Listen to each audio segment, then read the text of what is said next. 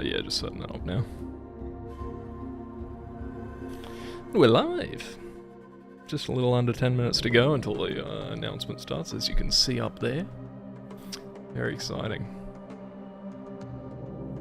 Which side is this going to be better on to be? I don't know. We'll see.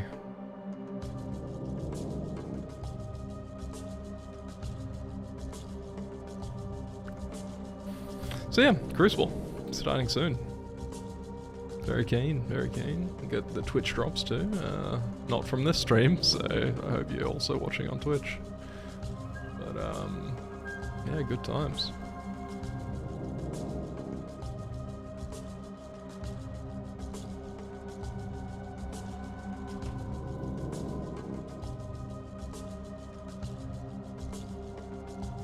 Got a fresh haircut that I did yesterday after the little hideout video I did. Ready to go.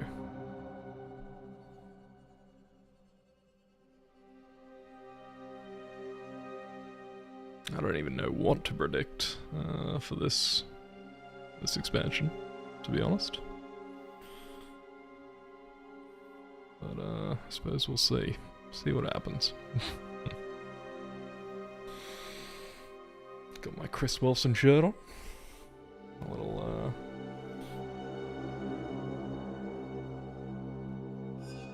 in RNG we trust. Christ Wilson, it says on it.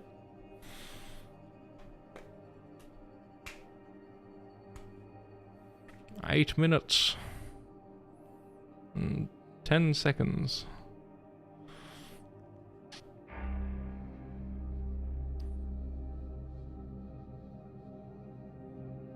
Eight minutes.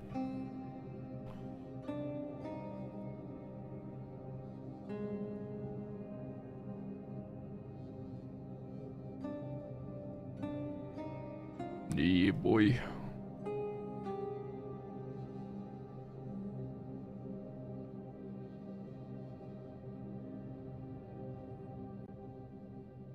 True. Yeah, that's right. The little flashback thing. And they like show previous stuff. Get the hype generated. True.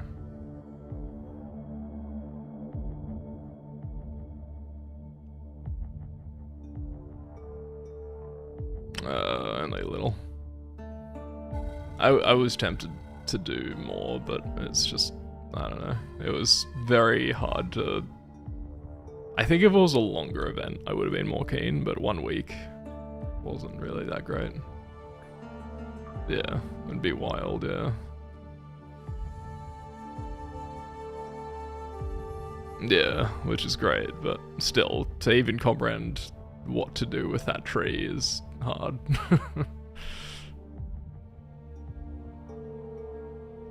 Yeah, it's nuts.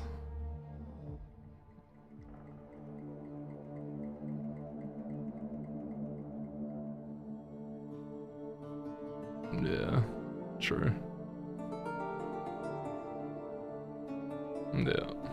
Yeah, I think it came down to like 3 primary people, and then a few other people just helping out here and there, but it's nuts. The fact that they got it into like the POB data and stuff as well is just crazy.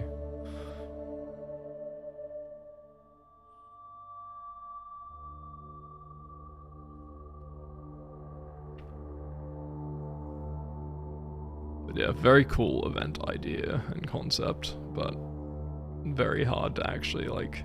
And it was a cool experience in how difficult it was at the very start without knowing. That was pretty cool. But then it just got to a point where you're like, it was fucked.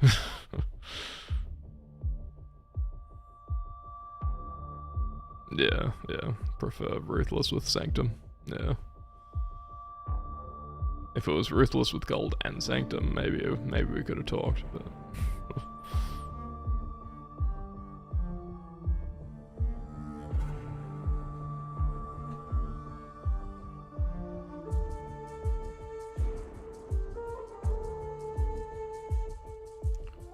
Almost 5 minutes.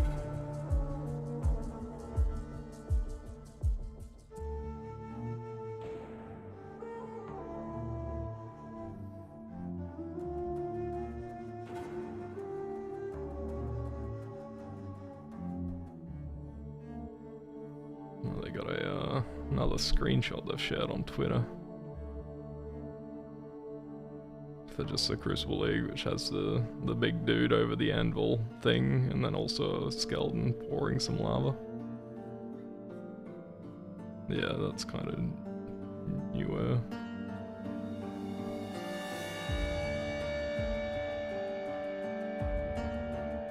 True. Okay, fair enough. Yeah.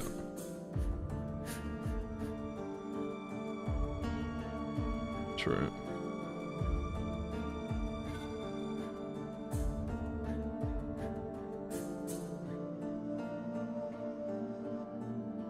Possibly, yeah.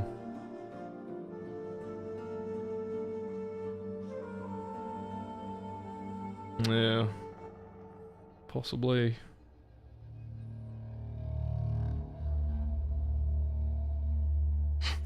Yeah.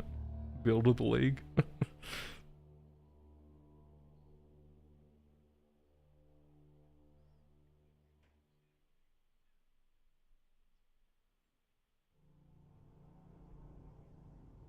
Yep.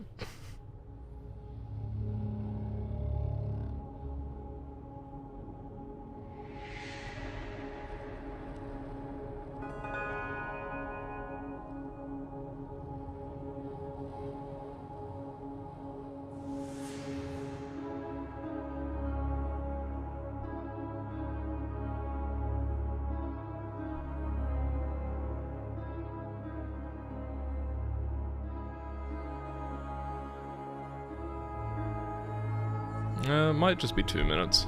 I don't think it was that long previously, I don't know. I'd love for the drops to start appearing so I can just forget about that side of it.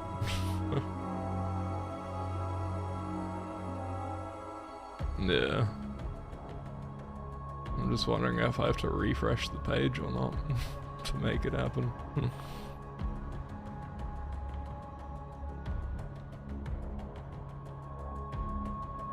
True. Yeah, well, I've done my routine quarterly Twitch Prime onto the Path of Exile account so that I ensure that there's definitely no ads. Yeah. Fair.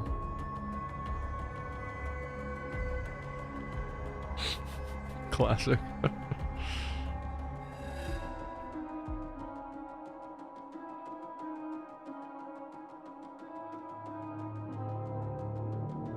Nice.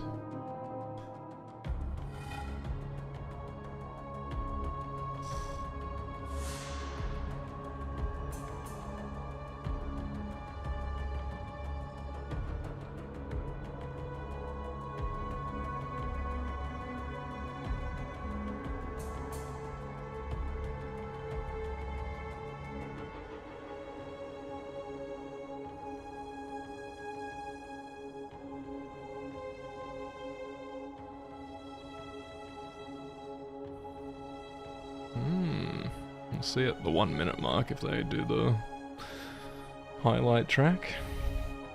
But they might not be this time.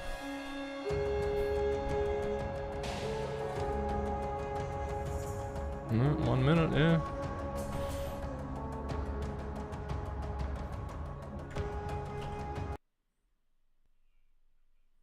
And then do it. Yeah, possibly.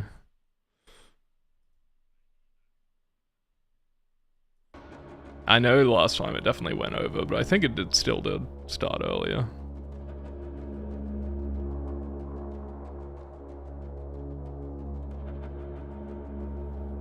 "30 seconds."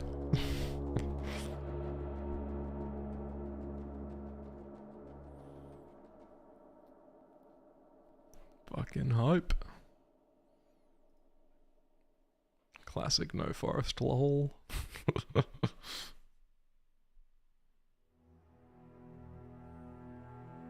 I just refreshed and mine's on 5.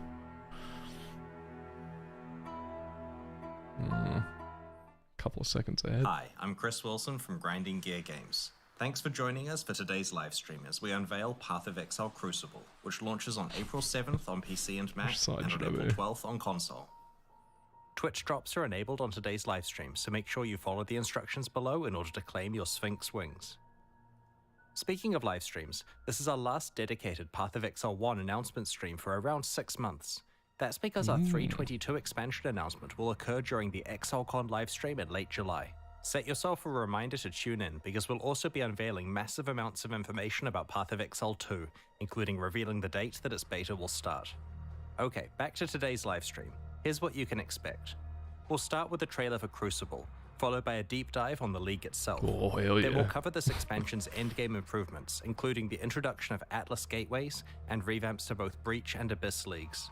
We'll discuss changes to Path of Exile's balance metagame, including changes to the passive skill tree, its masteries, an overhaul of the Saboteur and Pathfinder Ascendancy classes, 9 powerful new Vaal Skills, and some of the new unique items you can build around. After that, we'll cover improvements to the Ruthless game mode and the League launch boss kill event, before diving into the new supporter pack series. Nice. The livestream will then conclude with a Q&A session between Ziggy D and me, where we'll answer questions from Twitch chat.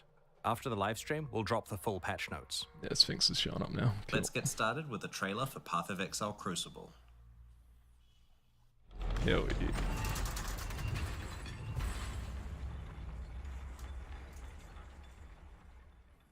Hail, one of many. Eons ago, my kind walked the molten surface of this world. Now, we seek a champion.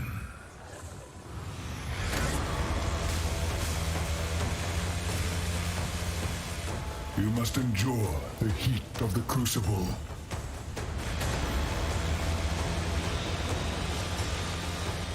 To forge weapons unlike any Rayclast has ever seen. What the fuck? Weapon trees?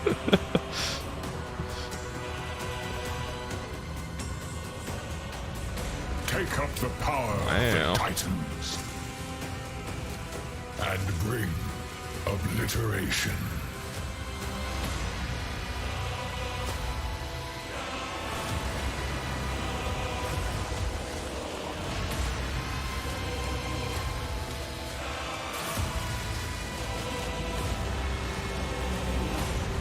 There's a lot of interesting Vaal skills.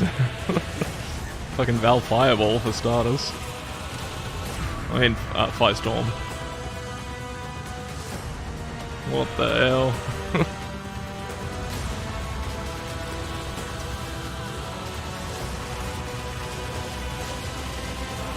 Why are they showing a custom crit build for Sam? What the heck?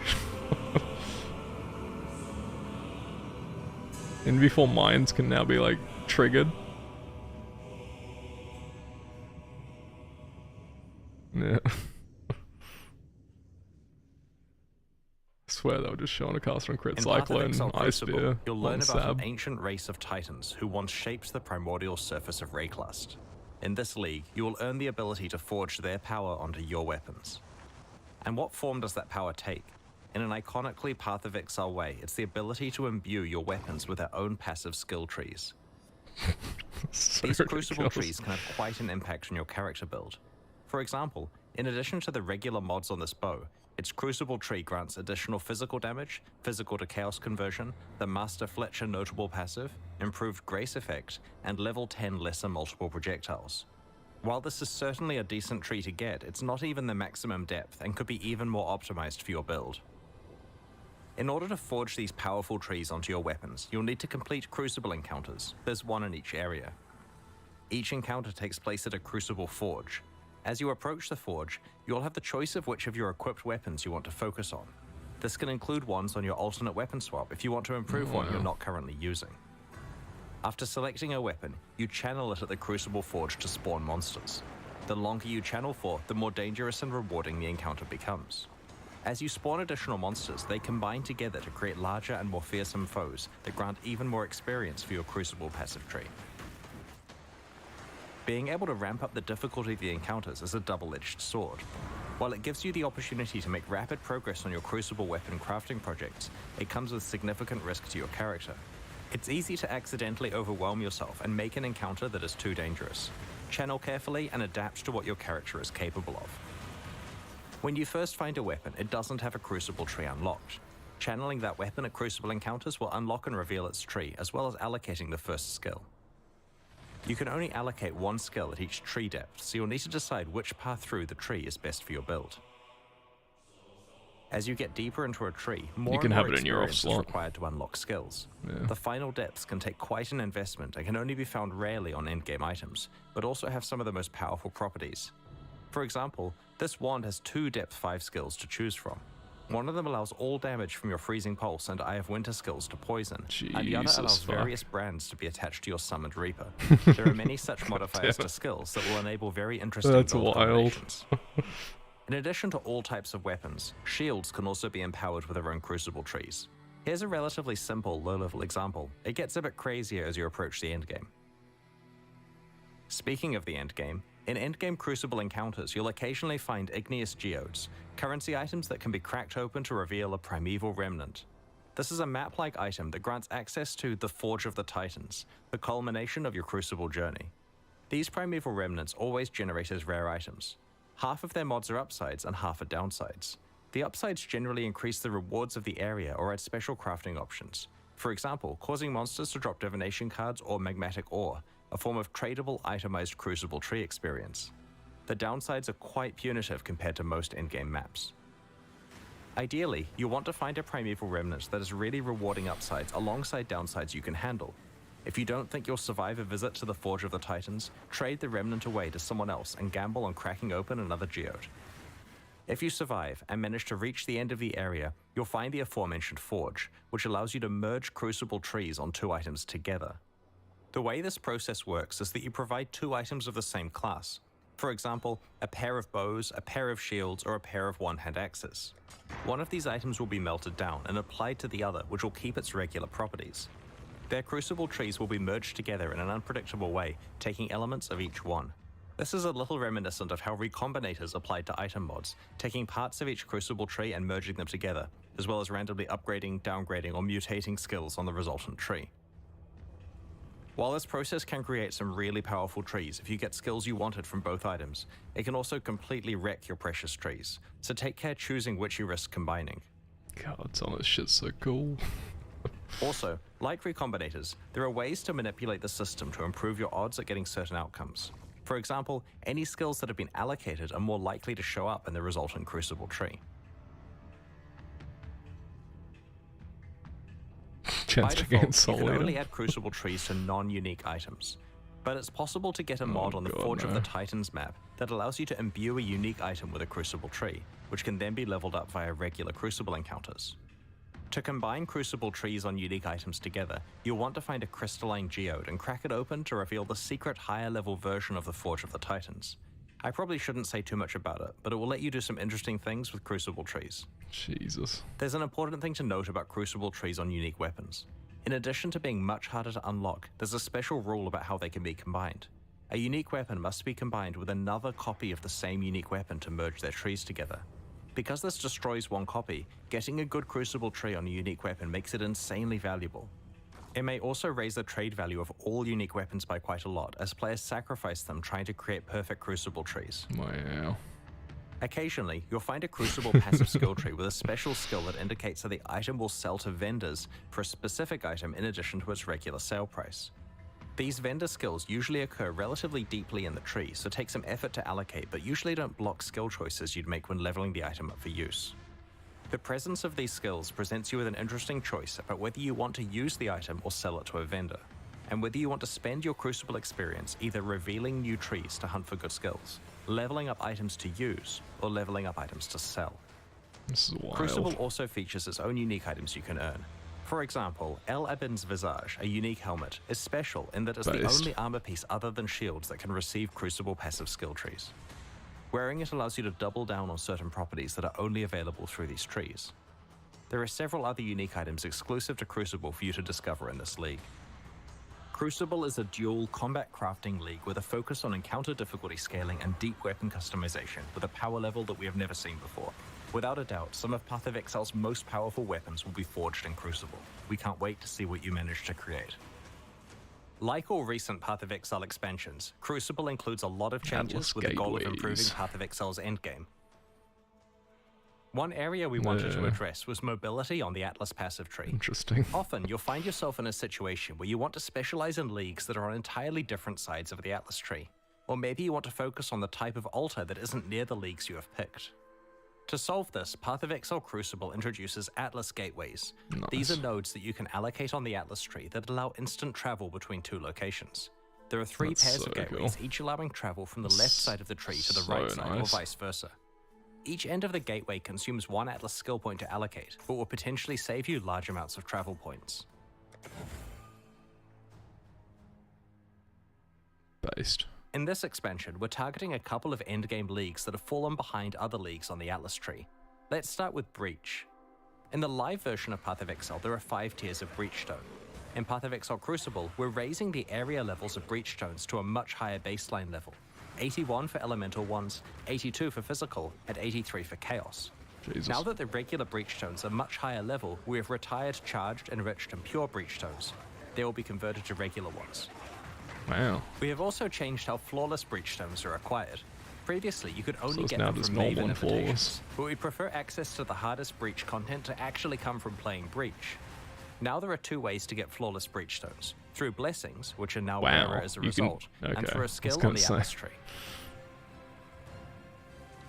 We've also improved the pacing of Breach encounters. Previously, breaches felt pretty good early on, but quickly tapered off in density to the point where you wanted to abandon the breach because it just felt like not enough monsters were spawning.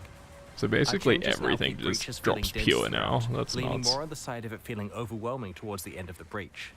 We have also reduced the duration of breaches so there is constant monster pressure and you can get on with your mapping sooner. Sounds great. There are a whole bunch of other breach changes that you can read about in the patch notes, such as changes to the Betrayal Research Safehouse, Breach Scarabs, Breach Stones from Kirik missions, the Breach Harvest crafting option, the Fragment Stash tab, Divination cards, Breach unique items, Atlas passives, and so on.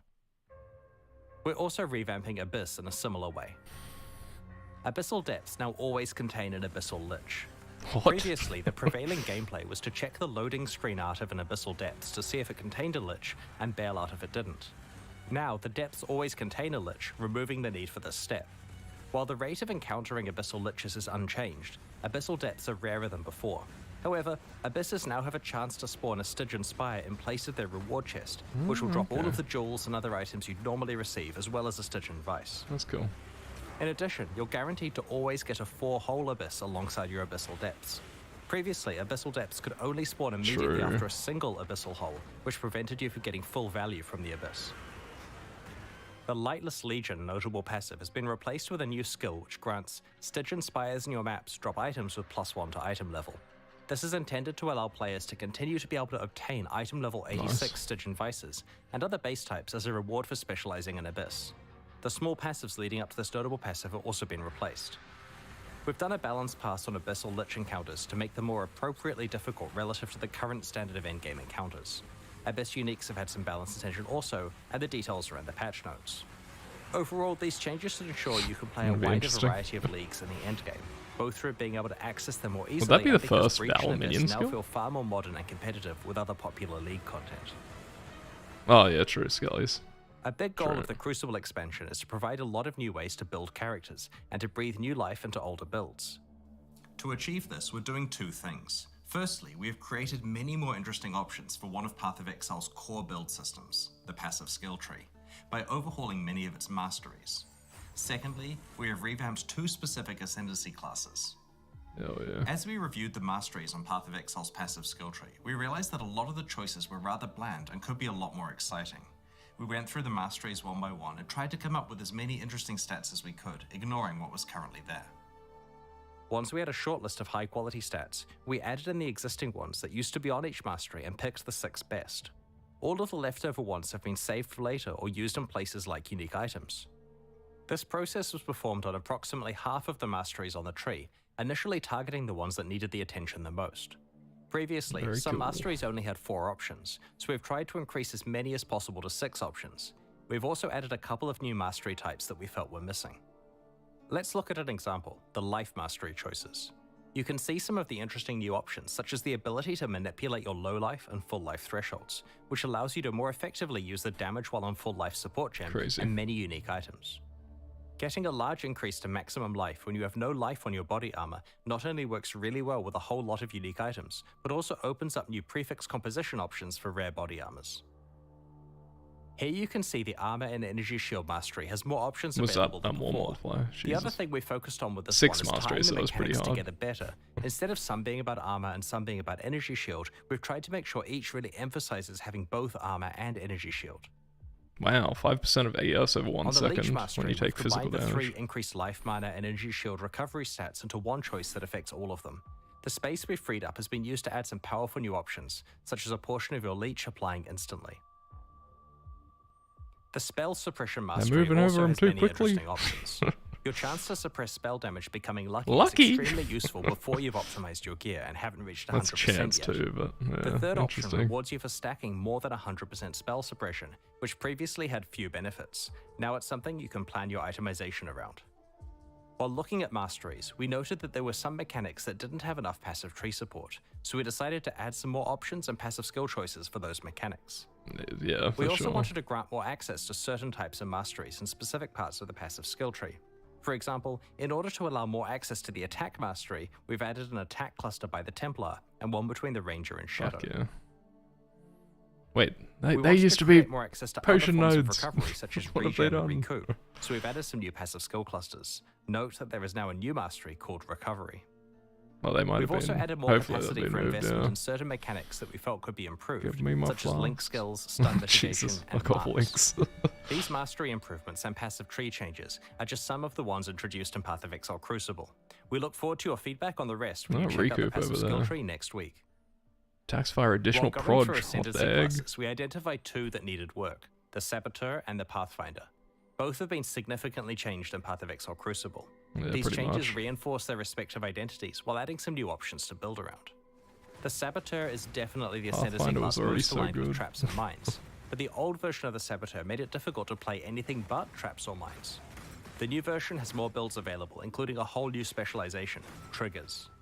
There are 2 notable passives that help with this. Like Clockwork grants you the increased cooldown recovery rate stat, which is a pretty rare one. This is great for triggered spells as it indirectly increases their damage. This notable also makes your enemies have longer cooldowns, which can be useful in certain boss fights. That's pretty cool. For example, causing the Maven's memory game to occur less often. The Perfect Crime notable passive summons 2 trigger bots, which override the location of where a triggered spell is being cast, and instead causes it to trigger twice, once from each of their locations. That's fucking wild. The layout for the Saboteur's Trap and Mine Ascendancy passives has changed, so that there aren't separate 4-pointers for traps and mines. Now each one has a 2-pointer that is connected to the same shared 4-pointer. Oh my god, what the heck? We have also completely reworked the Bomb Specialist to be specifically tied to area damage, so it's a slightly more general skill. It both gives you some area damage as well as some defense against area damage against you. The Pathfinder has been overdue for some attention, especially with recent features such as concoction skills that she could get the ability to specialize in.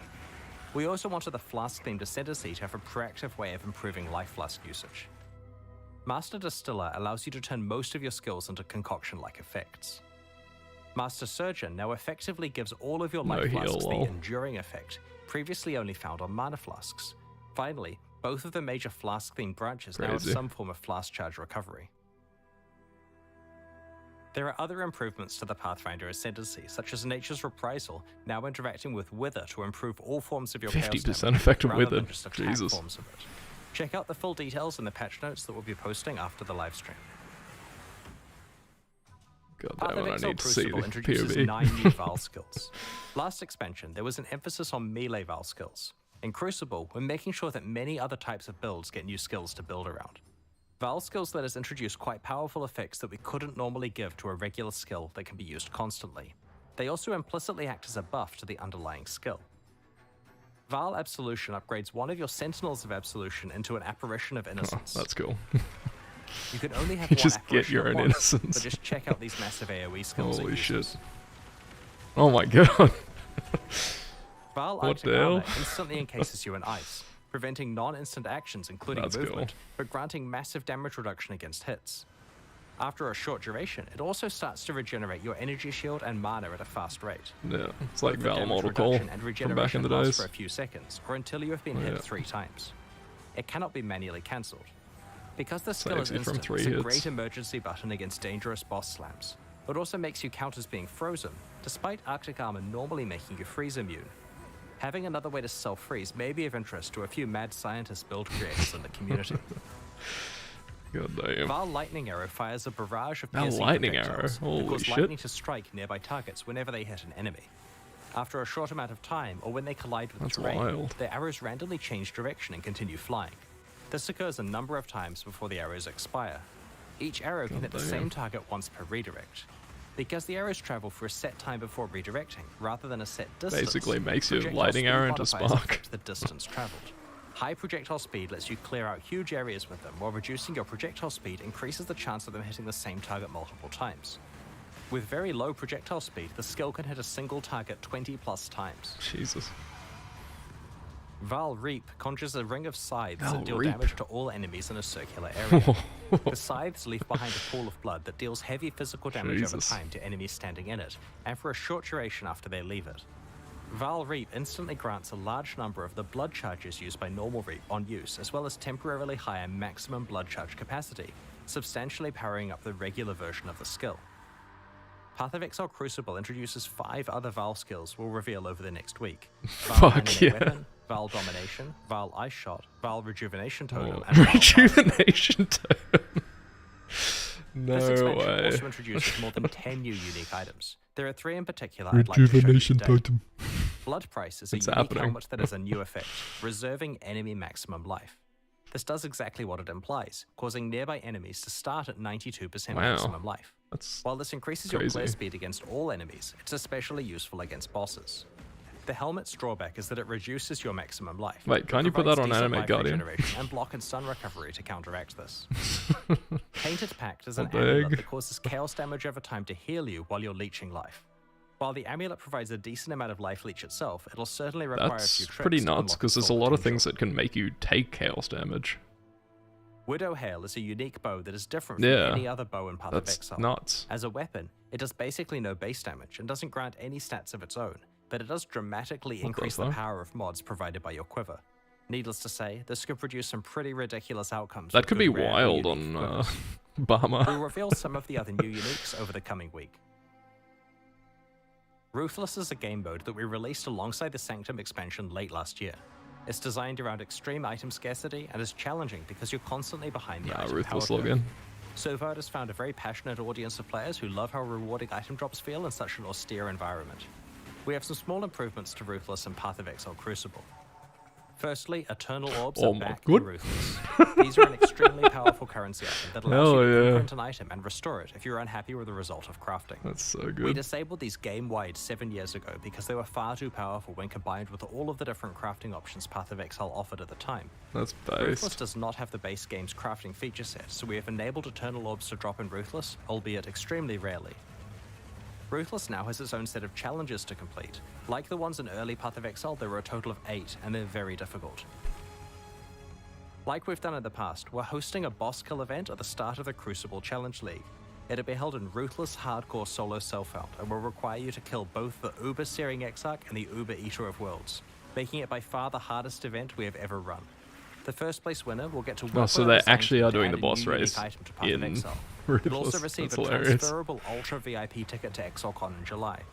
If they aren't able to attend or already have a ticket, then they are allowed to Ziz sell really this one as didn't they want them see to do a fit. Ruthless one for Second it. and third place finishers will receive a He was not transferable keen. VIP ticket to ExileCon that can also be sold at their discretion. If you'd like to head to the Yeah. event, just create a character in Ruthless Hardcore Solo Self-Found on launch day. Best of luck to everyone. That's On the funny. weekend of July 29 to 30 New Zealand time, which is July 28 to 29 for much of the rest of the world, we're going to be hosting ExileCon 2023 in Auckland, New Zealand. While tickets to the in-person event are very hard to get, we'll be streaming Yeah, the well. entire event for free. At ExileCon, we'll reveal our latest updates on Path of Exile 2, Path I'll of be Exile there. Mobile, and the next Blink Path of will be Exile there. 1 expansion. Make a note in your calendar, tell your friends, and don't miss it. The second day of the Path of Exile livestream culminates in a competitive race event between some of Path of Exile's best players. In order to select the 4 competitors, we're going to run qualifier events during the months of April and May.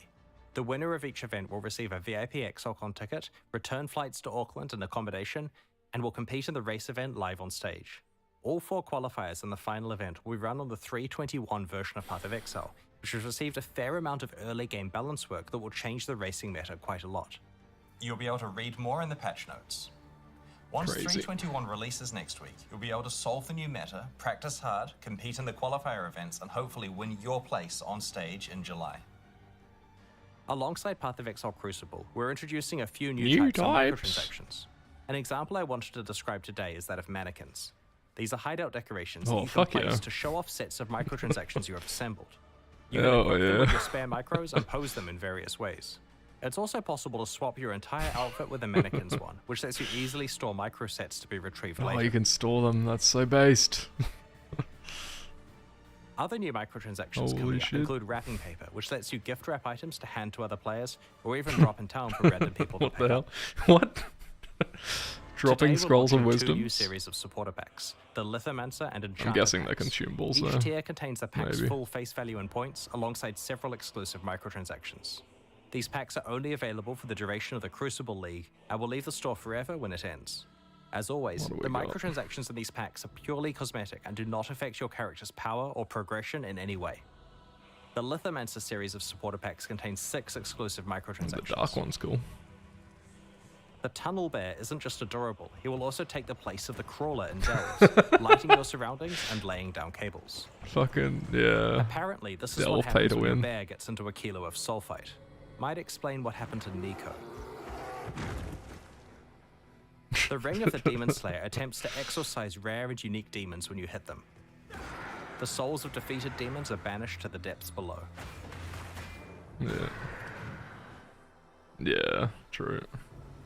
That's the cool ancient armor stone set, of the Lithomancer's armor set crumbles when you take damage, revealing the crimson core inside. The stone reforms if you haven't taken damage recently. Very cool. A sip from the ancestral granite flask causes a Karui ancestor to appear and surround you in protective wards. Weird looking. The ancestral portal encases you in molten armor when you travel through it. The summoned Karui ancestor rallies you to battle and honestly seems to have an unhealthy obsession with combat. Go forth and conquer. Ever want to practice running away from volatiles? The gunpowder foot attachment straps explosives to your legs, dispersing lit gunpowder behind you. Be careful, you can only outrun it for so long before it catches up. Fucking hell. Yeah. The Enchanter Pack series also has 6 exclusive microtransactions. Oh, what the hell? Breach hand, mannequin? Exile pet parrots your Exile. We'll just let it speak for itself. It would be wrong to do that here. Holy shit. That's so good. It's so base. I love it. Drinking from the bottled storm jade flask encases you in a surging tornado, churning up the ground in your wake. If you stand perfectly still while wearing the enchanted armor set, it will attract butterflies to flutter around you. Be careful not to disturb them. Sick of high-fiving giant purple appendages? The Ritualist's Breach Ring visually transforms breaches you find into occult summoning Breach circles. MTX, pay to win. The Enchanter's Crafting Bench replaces the normal crafting bench in your hideout with a suite of tools fit for a master artisan. The various crafting stations burst into life as you use them. If you've ever wanted to remind your character who's really in charge, the Puppeteer's back attachment has you covered. It truly is the sinister presence pulling the strings. These new packs are available right now at pathofexile.com/purchase. Purchases like these directly fund the ongoing development of Path of Exile 1 and 2. Meanwhile, the Forge and Gemling packs leave the store forever at the launch of the Crucible League, so now's your last chance to purchase them. Thank you for your continued support. We're about to start the Q&A with Ziggy D. After that, we'll post the full patch notes for Path of Exile Crucible. As we approach release next week, our community team will post Crucible's challenges, information on how to update your item filters, more skill gem details, and information on how to prepare for Crucible's launch. On release weekend, we expect to launch the new mystery box and this season's Kerrick's Vault Pass, which can be purchased with points and has a new free track available. Thanks for joining the stream today and checking out Path of Exile Crucible. We can't wait to forge some powerful weapons with you next week. The Q&A will start shortly, so please get your questions ready. Very cool. Very cool. Very cool.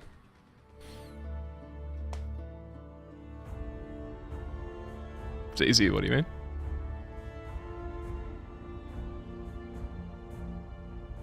Oh, hell yeah. Wait, there's a free track. They're actually doing that. I'm surprised.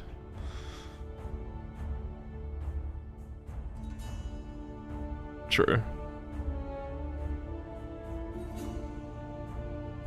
Yeah. Yeah, pretty much. I'm surprised they did that, because they were pretty adamant against it at first.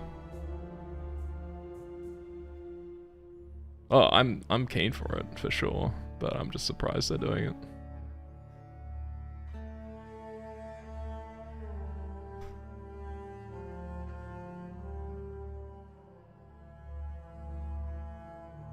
So how much are these packs? They're the standard price, I guess. $90 each, yeah. Yeah. Do I need all the tiers though? That's the question. Well, yeah, the bears first tier, fuck yeah. What about the breach MTX?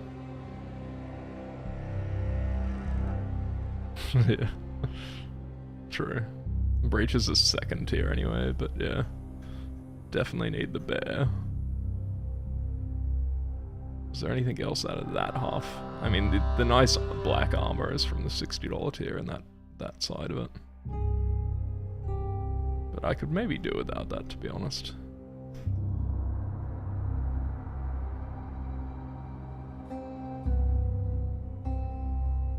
Yeah, that one's a gimme.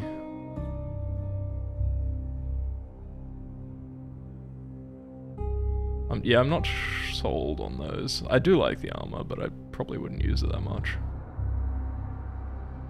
Yeah, I don't need any fucking portals. Yeah, pretty much.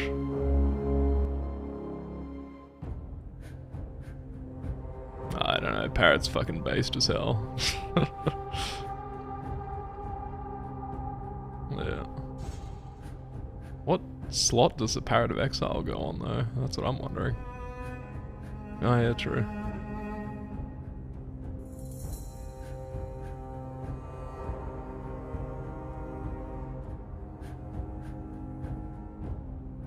Yeah.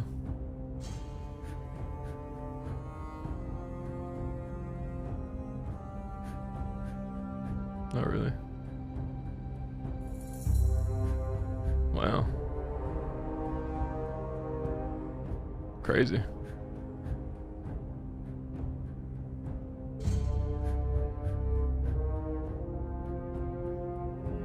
What else I got on here?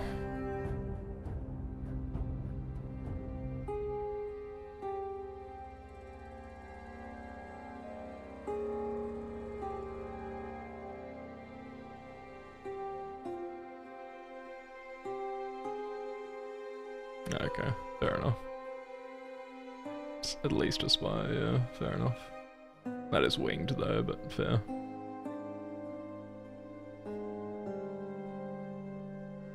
Oh, it's crazy. Man, Sabo looking nuts. And with the compressed trap and mine things, trap mines might be even more viable now.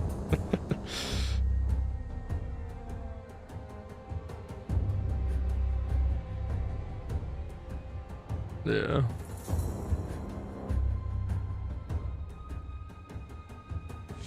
True.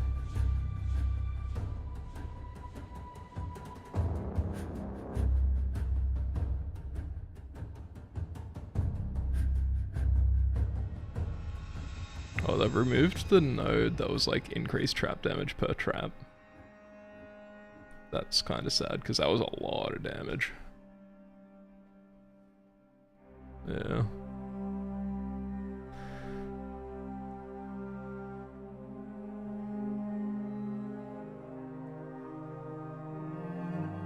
Yeah. And the mine hinder's now only 30%. It used to be 40%. Weird. But the trigger shit on Sab looks insane. Fucking trigger bots. Lol.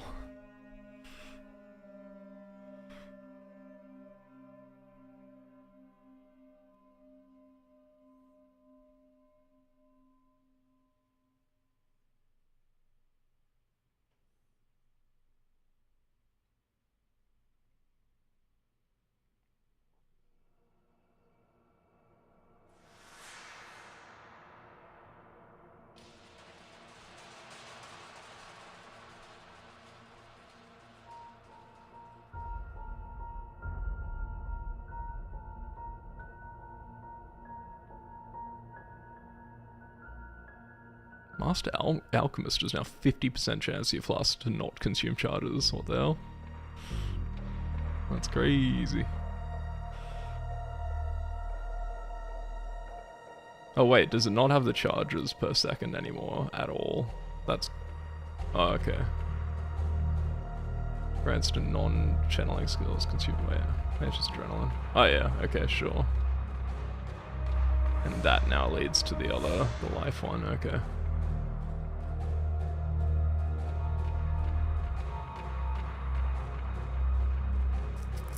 It's still nuts, yeah.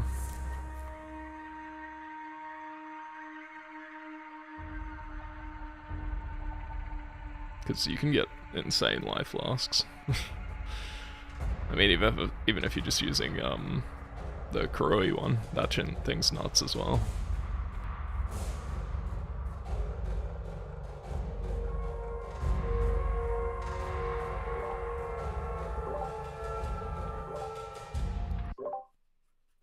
Here we go. G'day, Exile. Ziggity here. G'day, Exile. Ziggity here. I'm joined here once Why am I getting a double? once again by Chris Wilson. How you going this morning, Chris? Going well, thanks. Thanks for hosting. That was a pretty spicy, hot reveal stream. The final one before ExileCon, and the last reveal apart from ExileCon's reveal for PoE1 potentially. Yeah, well, we'll be having basically during the keynote for ExileCon, obviously we'll be dumping all the juicy Path of Exile 2 info, but after that we'll have essentially the Path of Exile 1 322 expansion livestream taking place from the main stage there. The ending of an era. It's kind of bittersweet.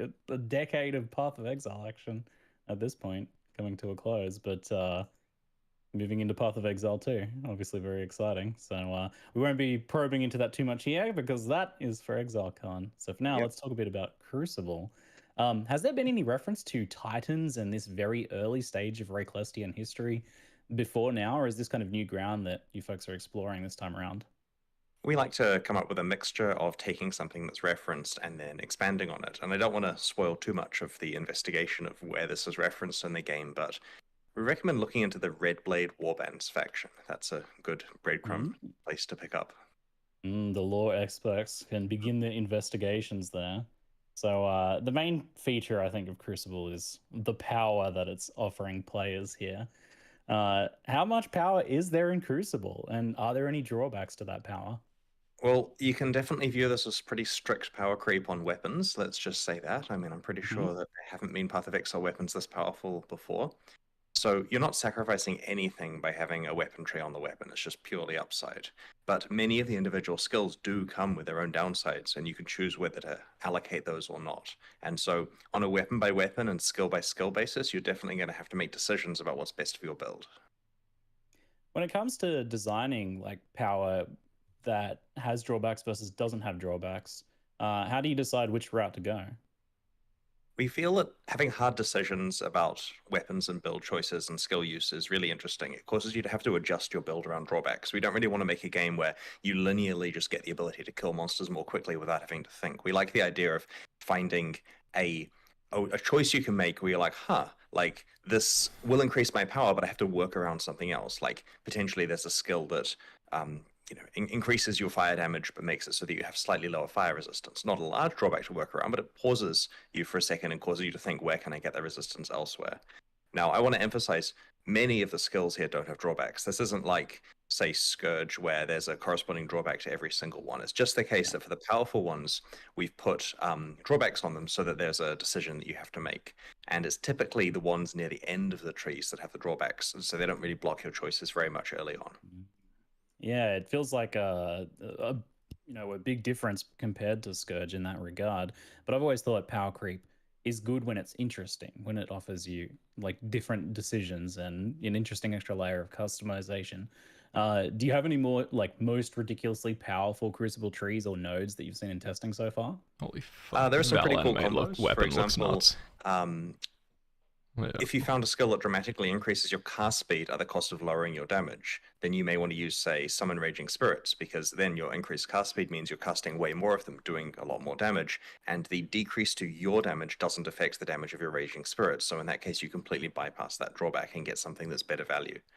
We've also got some quite interesting conditional skills. One's like, there's one I believe that grants movement speed if your dexterity is lower than 100.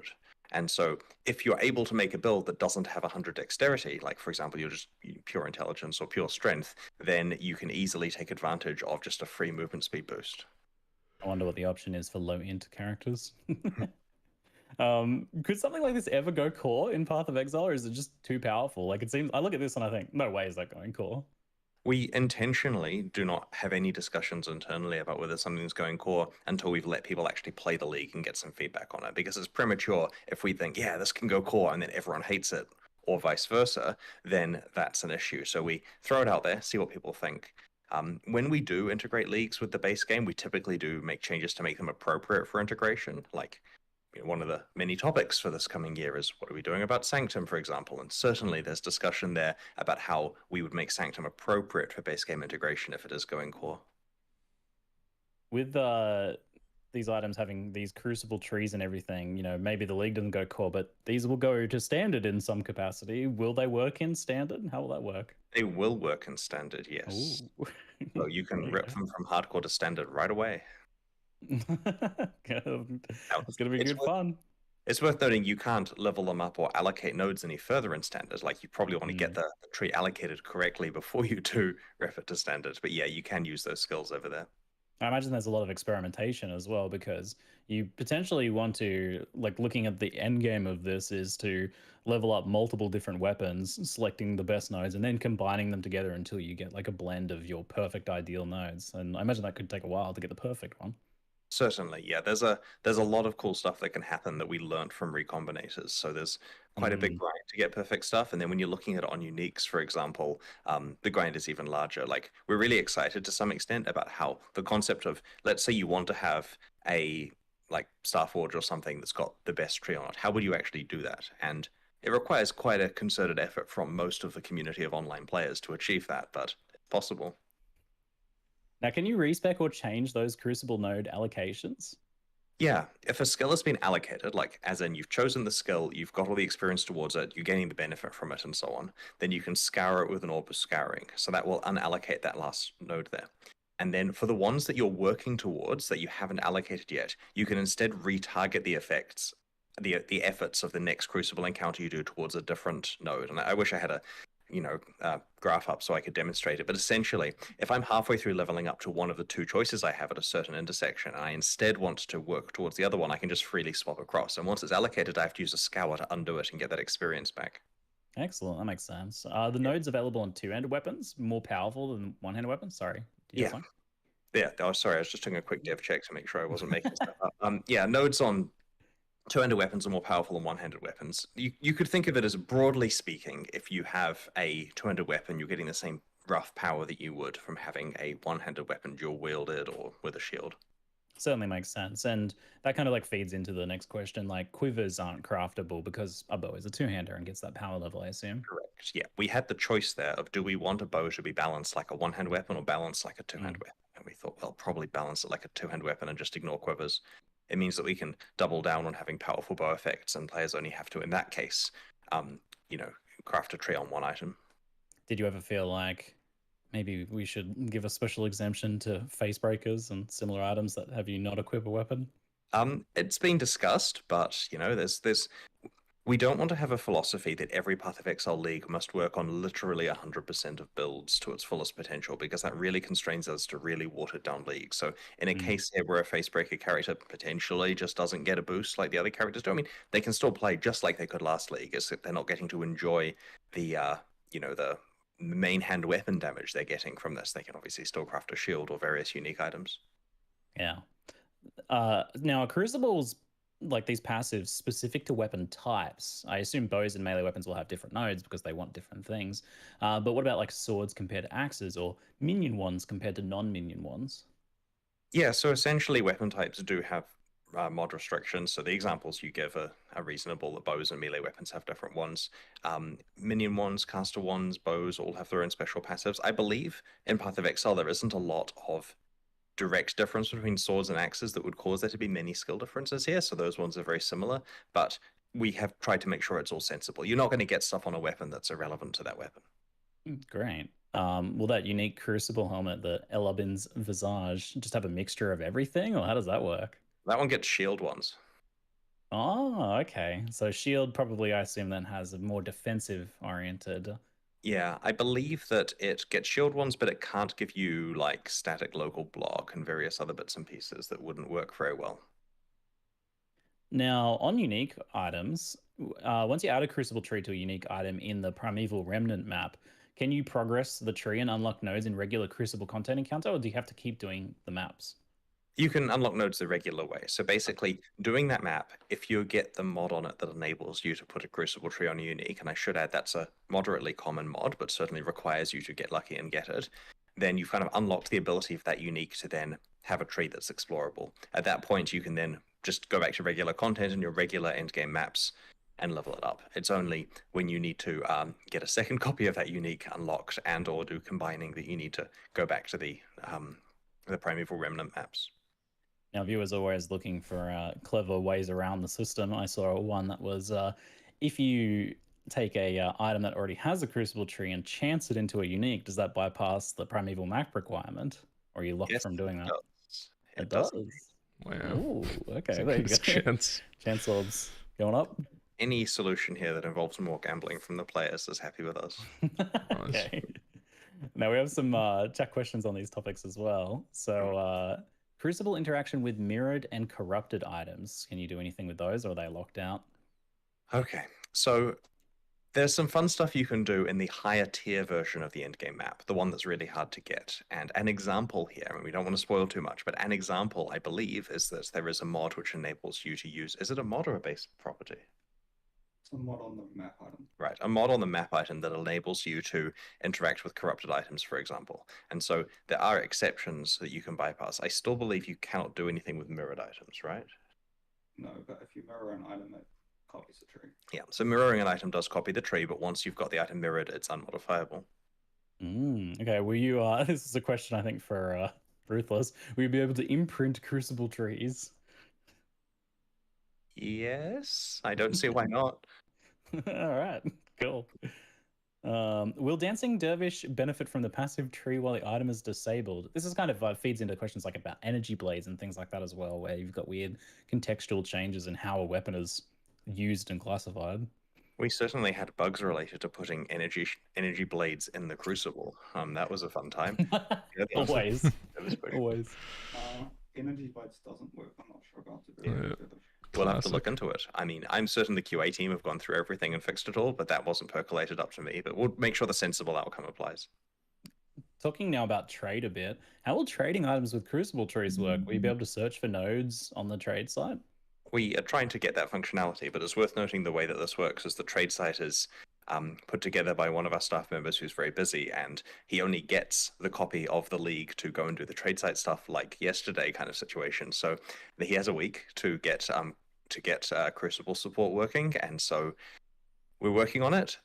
It's difficult in this case. We normally can easily within a week sort out any itemization stuff that came from a league, and in this case it's quite complicated, as you can imagine. So we have no promises there, but yeah, of course we wanted to work on the trade site.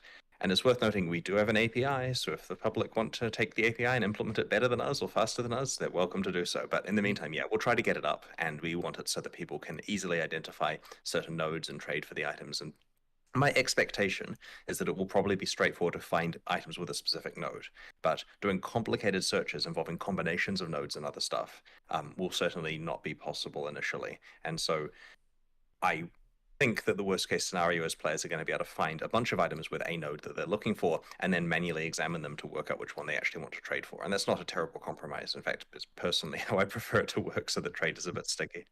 I know. The poor developer, though, I imagine this is quite the nightmare on the web dev front, but I hope they take our energy and Path of Building also take our energy. Now, magmatic ore was something that was kind of just subtly referenced in there. It was said to be a way of having tradable, itemized Crucible tree experiences. Hilarious comment. Can you tell us anything more about what these are and what they do? Right, so it's Crucible tree experience rather than experiences, which means you gain experience for the tree that you've got. So you consume the magmatic ore, and it levels up your item as though you'd done encounters. And so it's worth noting, this is not meant to be the efficient way to level up items, right? It's certainly not the case that people are going to bypass the encounters and just go and trade for these and they never have to actually play. This is a really inefficient way of doing it, but it is possible. If you're currency rich and time poor and need to find a way to get that last bit of experience, then this is a way to do that. It's kind of like a facetter's lens being a single use item that grants the experience. And I suspect that, it's obviously going to be priced in the economy based on how useful it is, but at the end of the day, it's not going to be the primary way that you level these items up. Right, gotcha. I mean, I feel like if there's a way of efficiently playing the game by not playing the game, someone will figure it out. In general. Yeah, it's dangerous for us to add, but we do like the idea of a limited amount of tradability here, and there's various ways to get it as well, which is interesting. Like there's sell nodes on the trees, as we call them, the ones that you can vend. You can vend the item to get some. There's mods on the endgame maps, and it helps a bit because when we were designing the endgame map, we didn't want the individual monsters you're fighting there to work towards leveling up a Crucible item when you're already expected to bring multiple Crucible items in with you in order to combine the trees together. Right. Those nodes that allow you to vendor items for different rewards, it's a clever solution to the problem of why engage with the mechanic if you don't have an item that you actively want to forge right now. So how often do you find these nodes, and are they always substantial rewards, or are they some smaller ones as well, like a few Alks or a Chaos Orb? It's worth noting, we believe that people always will have items they want to forge, and the goal of these vendor nodes is to tempt them away from that. Like at any stage, you could be working towards making the best item on the realm, but instead, oh, there's a divine orb if I just sink in a bunch of encounters into getting that. And so it's a job well done of these nodes if you are sitting there getting, currency rather than actually making the most broken items. Having said that, we suspect people will work out the value of the broken items and realize those are worth going for. In terms of how often you find them, they're mostly in the end game, and they're not too common. Like you're not going to be sitting there with a stash full of them trying to, just swim in currency. But at the same time, you'll probably have access if you need one and you don't have a thing you particularly want to focus on at the moment. It's just so encounters don't feel entirely wasted. There are also some cool little tricks and combos that we aren't going to delve into, but it's worth having a look at that. In terms of what types of currency, it's various currency, starting at mid-tier stuff. If you do find things like Chaos Orbs, they'll be in larger quantity, and you'll have to do the math of basically how much experience am I getting versus what the currency payoff is versus what other opportunities I have for my time at the moment. And, it'll be straightforward to work out which ones you're wanting to do and which ones you're wanting to trade away. On the maps side of thing, how rare are those like geodes that you can crack to get those maps, the like end-game content of this? So there's 2 tiers, and it's worth noting the acquisition here is subtly different than the way we normally do these maps. Like, these are always rare, and they come through this stacked deck like currency item, which is the geode that you crack open. And because it comes through the currency item, your ability to find rare items doesn't affect the rate that you find these. Like, you're getting just currency essentially to get them. And then there's the unwrapping experience of seeing what the mods are on it. Now, the lower tier one is something you'll certainly play in maps often, right? Like it's, you're not finding it every map. Maybe you're not even finding it every 4 or 5 maps, but you are finding it pretty commonly. So you're getting a lot of access to combining trees together. The higher tier one, on the other hand, is harder to get because that lets you do some really interesting stuff. So that one is certainly pitched quite a lot rarer than the first one. And you're being pretty coy on these maps and what they entail and what the higher version does now. And this is for a few reasons, right? Like, first of all the rates I'm talking about here, like, they're changing in this last week. This last week is the point where we massage it from being this works and is cool into a fine machine that works perfectly with the right, economic implications and so on. We're starting the alpha shortly, like, in 10 minutes kind of thing. And that's going to give us really good feedback there. We've got a week of iteration now that everything is working and great. And so things will change. There will be more mods added. There'll be mods removed. And so if I go into too much detail of listing every mod, it's just going to be wrong a week from now when we've had time to really hone it. Fair enough. Let's talk a bit about the challenge of this league. So the longer you channel the Crucible Forge in a map encounter, the more dangerous it becomes. What makes the monsters dangerous here? So as you channel it, more monsters are spawned, and they combine into larger, more impactful monsters. So higher tier monsters here, we've got an internal tiering system. The higher tier monsters are generally more likely to be magic, rare, or unique. And the longer you channel, the more damage and damage reduction every monster gets. Also, more difficult encounters are more rewarding. So generally speaking, play the hardest encounters you can. But it's worth noting, and this is an interesting question, everyone comes up with, is there a button I can click to bypass the channeling and just have the hardest difficulty encounter, right? Fair enough, no one likes having to wait a few seconds, but it's worth noting the hardest difficulty encounter will probably smear you to the wall. We want And this may be wishful thinking because some Path of Exile players are very capable, but we're trying very hard to make it so that the highest difficulty encounters are significantly harder than League content that you may have accidentally run into in the past. Now, of course, you don't need to max it out like that. Maybe only do that if you have ridiculous twink items or something. We are also trying to signal this in the UI. This wasn't shown in the video, but we are having kind of like a temperature concept where the harder it's getting, the more you see the UI getting a bit angry at you. And so you know, I can generally handle about this amount of difficulty, and you've got an idea of where your character falls on the scale. You're certainly going to want to go as hard as you can, but our goal here when designing these risk versus reward leagues is to kill your character. We want to set it up so you overcommit and get nothing, because that way you'll learn your abilities and it's a little less gifty than if we just had every encounter succeedable. It's like Metamorph all over again with players putting sticks in their own front tires and being like, oh no, why have I crashed? Oh. Cool. Yes. On that note then, what happens if you fail a Crucible encounter? Is there some risk-reward aspect here, just outside of dying?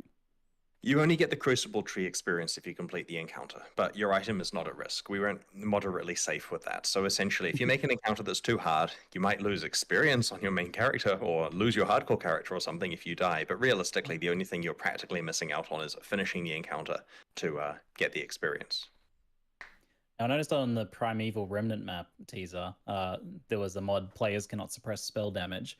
I know the intention is to make these maps very challenging, but how do you approach making monsters harder versus disabling aspects of builds or hampering the player when it comes to designing difficulty? So the mods on the maps are meant to be very dangerous. Like, we picked mods here that are like Expedition Remnants almost. Like, we want something that's very challenging. But you get fewer of them than on a regular map because half of them are upsides. So 6 modded map here has 3 upsides, 3 downsides. And the downside ones, some of them will raise the difficulty of the monsters, usually by a bunch, and some of them will hamper your build's defenses or potentially make your build not work in the map. But it's worth noting that stuff like spell suppression is more of a hampering your defenses than saying you can't kill monsters. So certainly going into a no spell suppression map when you rely on it takes away one of your defensive attributes. Like, be careful about that. But it's not necessarily completely breaking it for you. You're going to have to make decisions about which to play. And we strongly prefer that way of designing it. If we have to make it so that every map is playable on every character without really imposing any difficulty, then it just becomes a bit of mush. And so in this case, you will occasionally open a geode, look forward to doing the map, and realize it's better for your friend to do it, and maybe you'll trade with one that you can do. And if you're playing an SSF and don't have the ability to trade, then you just have to make decisions about whether you run it or don't run it as the other option, or run it carefully, or make another character and play that character in that map to get value from it, and so on and so on. All right. I always have to ask, party play, how does it work in Crucible? So it fully works in a party. Everyone gets experience. Ooh. Basically, you must channel an item at the encounter at least a little bit to be rewarded for it. So there's the molten circle, as you've seen, and basically the players step inside and you choose an item and channel it. And all the channeling makes the encounter harder and more rewarding and so on. And as long as you've contributed at least a second of channeling or whatever, you're going to be taking part in it. Once anyone who is channeled steps outside of the molten ring, a countdown starts, which will trigger the encounter. And it's worth noting that throughout maps, that means you can fully engage with these without any problem or loss. Like, sure, maybe, some annoying party member will make the encounter way too hard for everyone, but they have the ability to do that elsewhere in the game too. In endgame maps, each map only allows the map owner to use its crafting benches. So 1 geode equals 1 map equals 1 craft. You can bring your friends, they can get stuff from it, but they can't use that craft unless they contributed the map. Some more questions from chat. How does item level and map tier affect Crucible? Can I quarry farm item level 86 weapons, they ask? All right. Low level areas have way less Crucible experience. Yeah, so low level areas give quite a lot less Crucible experience. There's an exponential curve on that to encourage you. Like, if you're playing somewhere 10 levels under you, you're certainly going to have a much better time just doing it in the maps that you're playing. Any other aspects that are worth mentioning? Item level affects how much experience are required to level up. That's true. So the item level does affect experience costs for hitting certain skills. And of course, I believe that certain skills are gated behind certain levels as well, right? You really do want to be playing higher level stuff. Like, maybe there's some niche place where you can get access to a certain skill and it isn't too expensive to get it and you can quarry farm more efficiently, but you're kind of wasting your time doing that compared to just playing the maps that in an old version of Path of Exile, where map scarcity was more of a thing, like in, say, Ruthless, where it's actually hard to play maps because it economically destroys you to play too many, then fair enough, quarry farming might be a more reasonable strategy. But I think that in contemporary mainline Path of Exile, you're wasting your time if you're spending too long in the quarry here. Now, the mobs that you spawn with the channeling of the Crucible, are these different to normal mobs, or are they enhanced versions of regular mobs? And either way, are they something that you can turn into a Spectre, for example? Summoner players would like to know. There's a few questions there. So they are actually themed around the properties of the item, which is interesting. Like there's a light correlation between what you've got on the item you're channeling. This is some subtlety here, but they are special. And in general, for these leagues, we try to draw monsters from the pool that are in the area, or at least, the models of those monsters, just for memory reasons and so on. Is there anything else that's special about these monsters here, aside from the fact that they're quite a lot harder if you make the encounter hard? Yeah, they have new skills, and they are spectrable. Yeah, so all spectrable, all have new skills. There is essentially cool. a separate set of Crucible monsters. None of that is what I expected. I actually personally underestimated how important new monsters are for league design. Like, we've done a lot of these leagues, like 38 or 39. And if you sat me in a room alone without any other devs and got me to list what goes into a league, I'd forget new monsters. But a lot of people here realize it's critical to have it so the texture of the moment-to-moment combat with monsters does feel different than the rest of the game in a league. And so that's been quite interesting as something that honestly took me a lot of years of development of Path of Exile before I realized how important 6 gigs. You said the modifiers on the item affect the monsters spawn. Normally it's quite small. The tree I must have some videos in there or something. The tree that you're leveling up. You'll see what we mean. It's not a big deal. It's just cute. I mean, that's what I mean. Like, that's really cute. Like, it's a cute detail, a nuance that I wouldn't have expected. Neat. I know we're rushed to make these expansions in the cycle time we have, but we do get time to finesse the details. And interestingly, this cycle has been 17 weeks, so we've had a few extra weeks to get it right. And yeah, I don't mean to prematurely curse anything, but we're actually looking at a pretty good place quality-wise. Like, the number of issues we have open in our tracker and the stress on the team is significantly lower than it has been at various points. Like, I think yesterday, when we're at the point where we would in the past have had 250 open issues, we're at like 87 by my count. And so, I'm not seeing overtime being done outside of a little bit of preparation for the live stream the last few evenings. And so that's looking pretty good. I think that, like the Incursion launch, we're going to be hitting it with like a bit of time to spare and make sure everything's good. That's excellent to hear. And details like that, nuances like that as well. I think they really add to the flavor of it. This weapon that you've been working on for a while is going to feel different to craft than a different weapon in a subtle way that you might not even put your finger on. And that's quite cool. So let's move on to a league revamps topic now. So the Breach revamp, I feel, is actually a really clever way of dealing with the issue of old content bloat, or of the game being too overwhelming for new players. Revamp older content, shift it up to a higher level where it's discovered later and less likely to overwhelm those newer players. Now, was this the intention here, or just a happy side effect? It's a happy side effect, but one that we definitely acknowledge. So the basic way that the Breach revamp happened was we started by saying, man, there are a lot of splinters in Breach, and it feels crap to click on every splinter, and they kind of are worthless because you're working towards a Breach Stone when you pick up a bunch of them, and that Breach Stone is going to be lower level than you are right now. Like, you're not going to care about that Breach Stone. You're going to want to upgrade it multiple times before you can run it. So how do we fix this? We thought, wouldn't it be cool if splinters were rarer, so they're impactful and there's less clicks, and they actually led to something immediately good? And so we realized, oh, look, let's take Breach Stones and just bump them up a bunch of levels and basically make Breach Stones themselves valuable, because in their current form, it's based around an old version of Path of Exile. And then we realized we can just remove 3 tiers of Breach Stones in this case, and we just cascaded the chain of tidy ups from there until eventually Breach is pitched at way more impactful, tighter than before, higher power level, more valuable splinters, and that's where we ended up. Will you still have to do things like click Breach hands in the thick of combat and pick up those kind of scattered drops afterwards? Yes, you do. And we think that clicking chests during the hectic combat with the chests vanish at the end is actually part of the fun of Breach. Here is a glimpse into another world where monsters are rushing in from all directions. What can you get? Can you kill them in time? Can you get the chests? Blah, blah, blah. It's part of the challenge of the short flash encounter here, is to get as many items you can through whatever means. And so we didn't want to make it so it automatically gives you your entitlement of chest items at the end. Now, picking up scattered items is annoying. I get that, right? There's no, this is not an intentional thing that we're trying to make the player have to run around afterwards and look to see if stuff drops. But we didn't find any good solutions that solved all cases, right? During this process, there wasn't an easy way of sorting that out that fit in with the other changes we're making. But we're going to keep an eye out on feedback. It's certainly something we're open to changing in the future if we find a good solution. The Abyss revamp looks great. I don't really have any specific questions about that one. Maybe chat will. But can we hope to see similar quality passes on more dated things in the future? Like, for example, Harbinger, maybe? Yeah, it's very likely. No promises though on when. Like for 322, we haven't scoped out what endgame improvements are looking like yet, so it could well include Harbinger, or definitely not, and we don't know yet. And back to that kind of initial question, which was the idea of like content bloat or things being a bit overwhelming for new players. Is this something that you guys recognize as a major issue, especially in the lead up to Path of Exile 2 with a bunch of new players on the way potentially? We're always aware of the fact that Path of Exile is a complicated game with a lot of stuff going on, and your point about raising the level of breach to take it away from, your introduction to maps is very valid. It becomes a thing where you know Path of Exile pretty well by the point that it's introduced, and it's difficult towing the line between how to describe this. It's difficult towing the line between lots of content being available and content being introduced at a slow pace. One of our competitive advantages versus other action RPGs is the fact we have a vast library of old content that's fleshed out.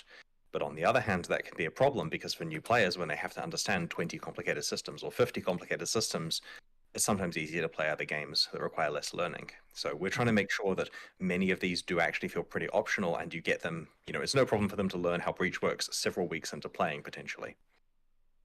A bunch of people are also asking if there's any news on Ultimatum.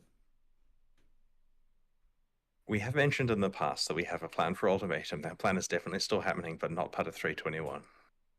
Fair enough. I'll just check every time until. Give me my ultimatum. Maybe it'll be announced at ExileCon. Maybe. Okay. Is Ritual being looked at for improvement? It got hit pretty bad due to the removal of +1 monster level watchstones. This is a question from chat. It hasn't been discussed yet, but as I mentioned, we haven't worked out the next set of endgame improvements, so fair enough. It'll be on the list to look at.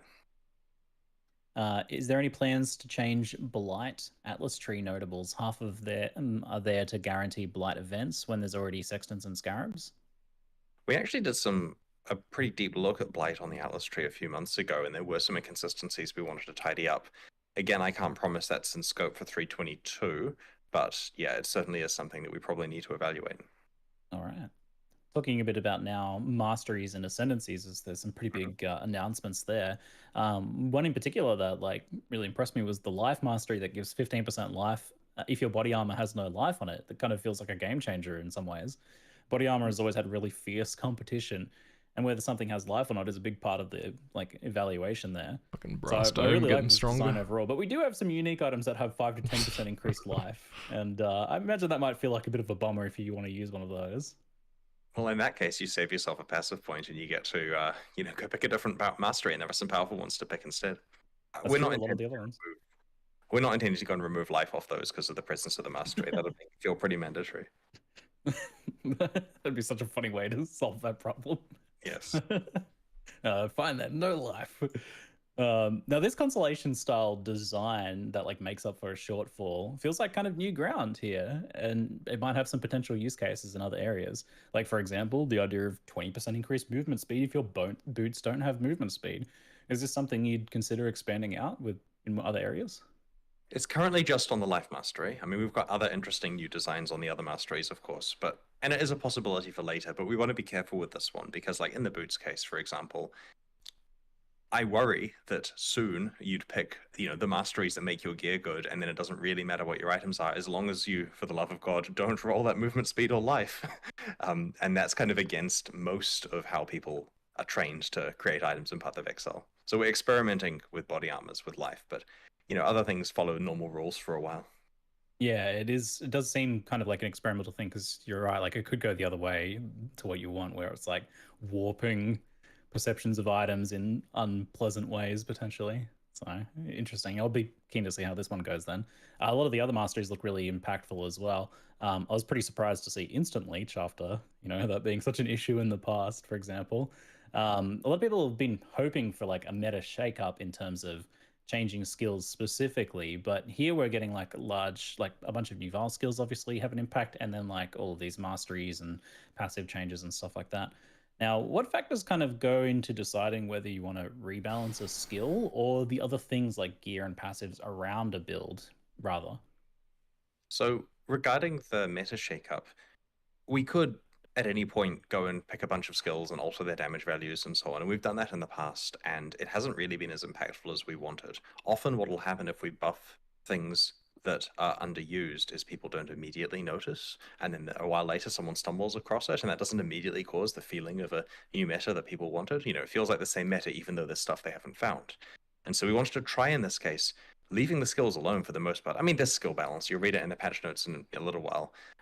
But for the most part, a lot of the changes come from the fact that broadly many of the masteries have been changed. 2 specific ascendancies have been changed. You've got a lot of new Vaal skills for many different builds, and the masteries in particular have a big impact here because they're right in your face when you're doing your tree planning. You certainly see all of these interesting new ways of building. Like an example is let's look at stun for a second, right? Previously, everything to do with stun in the game was about how do I make it happen less and how do I have it affect my character less, right? Shorter stuns less frequently. There's stun stuff now, which encourages you to get stunned if you want to build that way. There's a passive that gives you adrenaline for like 2 seconds per 100 milliseconds of stun, I think. Is that right? Yeah. So if you can find a way of having 350 milliseconds of stun inflicted on you every 7 seconds, then you've got adrenaline permanently. And sure, that may not even be a good build, but it's a build you could do. And so we're trying with these masteries to cause people to completely rethink how they interact with these mechanics. To answer your question, though, about how what factors decide whether we rebalance a skill or other things, we haven't done a Passover mastery since they were first released, and so they weren't what we would call like modernized. And so before we go and just tweak numbers on a skill, we want to make sure that the supporting systems have been modernized. Like the breach thing, for example, which isn't a meta change, that had been a while before it had been modernized, and so it's sitting there just kind of out of whack with the rest of the game. It's not worth running until now. And so we wanted to make sure the masteries were really good scaffolding for builds before we went to tweak individual numbers. Very cool. I wanted to deep dive a little bit into the design theory behind Saboteur. So I was pretty initially skeptical of the idea of like adding nodes that aren't about traps or mines, the core identity there. But those trigger bots look pretty awesome. Kind of changed my mind a little bit. They're quite unique. How do you go about making sure that the rest of an Ascendancy feels up to the task and has some choices for players to make? So, for example, you've got like Perfect Crime, the bots, and Like Clockwork, the cooldowns. Both are really great. And then you've got some other more contextual nodes in Explosives at Work, Expert, and Bomb Specialist. Those are like limited to crit or cold AoE builds, for example. But they're still potentially usable. But then everything else is traps and mines, that core identity. There's like such a big divide between the two play styles there that there's not really any overlap in the nodes. So you potentially run into an issue where when you do something like this, you have no real choices to make because all of them you've only got the choices that make sense for the build and the others are completely irrelevant. So that feels like a potentially a little bit one-dimensional for Path of Exile. So kind of how do you get to this point? There's been a lot of iteration of a Saboteur, including recently. Like, we had a version in the live stream that we're ready to prepare, we're confident in, and we're good to go. And there was enough internal kind of, it might be perceived as a nerf going on that we went and changed it further, made sure that it was, we were much more comfortable with it, added more. Did we add entire nodes to it? Or we literally added a node to it to make sure that there was more choice and that it worked better. Refilmed the sections of the live stream, got me back in the recording studio to do the voiceover of that, and updated the live stream at the last minute because we want to make sure that the different builds work. And the Saboteur is a little bit of a different experience than before because it now has these other options. But it also, and most importantly, is not the only way to play traps and mines. Our goal here is that if the word trap or mine comes up in your build guide, it doesn't 100% have an association with Saboteur. There are trap and mine builds with other ascendancies now, like with Necromancer, how if you want to use minions, it's possible to come up with minion builds that are on a different ascendancy. And so the Saboteur is the obvious place to go for easy access to trap and mine power, as well as like trigger stuff, right? It's the first point of call, but it certainly isn't the final point of call for people who want to do some really wacky stuff.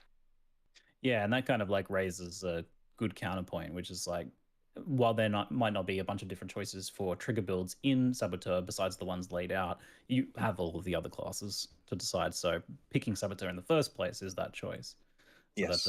and fun new playstyles added. The trigger bots are pretty OP. They look awesome. So cool. Does the new passive reworks to the two new classes affect Ascendant at all? Did we change the Ascendant? Yes, we did. Yep. That's cool. I Awesome. didn't know that. Good work. Yes, we have. Good job, background devs. I want to look at that now. Oh, man. Do you folks If plan on Ascendant changing gets trigger passives around bots, the tree, or GG. just the masteries that are changing? Yeah, there are passives that have changed around Maybe, the yeah. tree, right? Yeah, there's new clusters, and I mean the patch notes, which will be posted as soon as we stop talking, have all the details. But it was mentioned in the live stream too, just in passing. Yeah, You know, true. like how I mentioned early game balance changes, and Yeah, then it'll be everyone comes interesting. to me and says, "Why are you not talking about the early game balance changes on the live stream?" Yeah, sure. there was life deal. recovery clusters. There was a few new clusters scattered around to increase access to masteries, and there was +1 projectiles. Yep. So that was pretty spicy. Okay. True. Here's a question about the Sab. If Sabo trigger bots trigger your spells on them, how do those trigger bots cost mana to trigger? Like, do those spells cost Yeah. mana? Like regular triggering, right? Yeah, it's just like regular triggering. The difference is there are two trigger bots. They run at the enemies like you'd expect. It triggers from both of them, and instead of just purely doubling your damage and moving it onto the enemies, there is this minor damage penalty so that it's not quite, literally double damage, but still obviously is a big boost. All right. Let's talk about a couple other random questions. You mentioned a fair amount of early game changes that changed the racing meta, though this is the sort of thing that affects everyone. So what sort of early game changes can we expect? And by the way, Bex, let's flip something involving support gems. Sorry. Yeah. So we actually have another whole skill gem and 3 support gems that we didn't even talk about in the live stream. It's 1 main skill and 3 supports, right, guys? Supports? Snipe, Mana Forged Arrows, Prismatic Burst, Momentum, I think. Yeah. So Why wouldn't you talk about it's interesting how shit? this happens, really, but we ummed and ahed about what to do about the ExileCon races for so long, right? Because we didn't want to just say, oh, look, it's the same Katavi kill as last time, go. Because then we get exactly the same race with exactly the same racers, and it's just a repeat of the 2019 event. But at the same time, when we looked at other wacky races we could do, they didn't feel like Path of Exile. Like, Path of Exile Racing is a celebration of how quickly can you play through the game without wacky mods involved. And so people, when we asked them what they liked about watching the races at ExileCon, was the fact that the races are doing everything that the normal players are doing just so well. Like, they're just so optimized with their stuff. So we wanted to make sure they were playing true Path of Exile. The problem is true Path of Exile is more or less pretty similar to what it was in 2019. So we said, well, what if the racing strategy is different? What if we just went and improved the early game in a way that doesn't have significant impact on the actual meta of the late game, and just did a whole bunch of tidy up in ways that really affect races? And that way, the racers can play 321, which is released in a week. We'll do all the qualifiers during 321, and that's also the version of Path of Exile that's live at ExileCon, because 322 is coming out a couple of weeks after ExileCon. So it perfectly fits a consistent set of balance that we can keep the same for fairness. And so many changes were made, and this involved some pretty radical stuff. Controversially, and this is explained better in the patch notes, we've removed the Onslaught support gem from early game situations. There's honestly, the patch notes do a much better job than I do of explaining it, but in return, other gems have been introduced which achieve similar goals to it. And so I'd recommend reading the patch notes for the full detail, but there are several new gems which do affect in-game builds, and that they're now options you have available.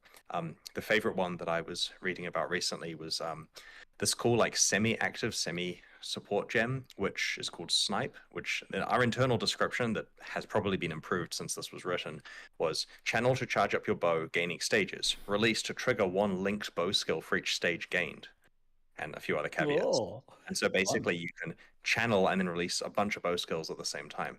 So cool stuff like that has come out of this. And yeah, it's, balance changes. Yeah. There's going to be some nerfs in there. There's going to be some buffs, but they do not have a large impact on endgame Path of Exile. So do, when reading the patch notes, take it with a bit of a grain of salt at the fact this is aimed at the early game. This is interesting because, like, in the past, the idea was talked about of having like some skills that were like the low level ones, and then potentially would transition them out of it. But it's not something that's really true to Path of Exile very often. Like, most of the time, most things that you can use in early game are end game viable as well. So this is kind of more a design of having some things that potentially are very early game and not really necessarily intended for late game. Yeah. Do you think you'll explore like skills more in that realm in the future as well? And is that, I don't know, something that Path of Exile 2 will feature more? Well, Path of Exile 2 gives us an opportunity to somewhat tidy up what skills there are, and we're moving things around between levels and basically having a chance to, because it's a game that obviously involves many changes, having a chance to actually it's review just stuff. a So missing that panel. helps with us working out what are the early and high versions of things. Obviously, we can make those changes in current Path of Exile 1. It's just that it comes at a cost where we take something and break it for high levels or take it away from early levels and suddenly build, say, hey, I was using that. And, there's certainly a live cost to that. Now, I see a few things come up in chat repeatedly, so I'll touch on those. Some other Ascendancy players. What was that? I was asking, they want us to log in. That's certainly that. Okay. There's a few other Ascendancy players who want reassurance that their Ascendancy will be addressed. I see Gladiator mentioned a lot. Yeah, we could list the 17 Ascendancies. We don't yet know which ones are coming. Shall I tell a story? Okay, I'm going to tell you a story. Sorry, everyone who's on patch notes. We're getting story time instead. We wanted to nerf all the Ascendancies in Ruthless for power reasons. And so we looked into what that would involve. Pretty quick numeric nerfs. And while doing so, we came up with a whole bunch of new interesting stats. And we said, okay, well, we cannot release these stats in just Ruthless, right? Because that would be crazy. The community who already have low patience for any Ruthless stuff that we do would certainly find it unfair that we gave Ruthless a bunch of new interesting tools alongside a pile of nerfs. So we said, why don't we change all the Ascendancies in the core game to use these new stats as well? Not nerfing them, just making them like we've done with the Pathfinder and the Saboteur here. And so we started on that. And the plan was to do about half the Ascendancies in 321, and then also do all the Ruthless ones at the same time, figuring that's fair because there's enough stuff given to the base game. Unfortunately, we didn't get it to a state where it would actually be releasable. Many of those Ascendancies were going well, but they weren't quite finished. The internal feedback was to the point where it felt a little bit like a nerf in some cases, or it felt too much like a buff, or we weren't quite there, and we obviously can't release it unless we've had time. So then we had a situation where we're really happy with the Pathfinder and Saboteur. They're going great. And all the Ruthless ones are sitting there with new stats on them. And so we intentionally undid all the Ruthless changes there to stop there being an outcry, and so that we get more time to sit on it and work out what we're doing in the base game.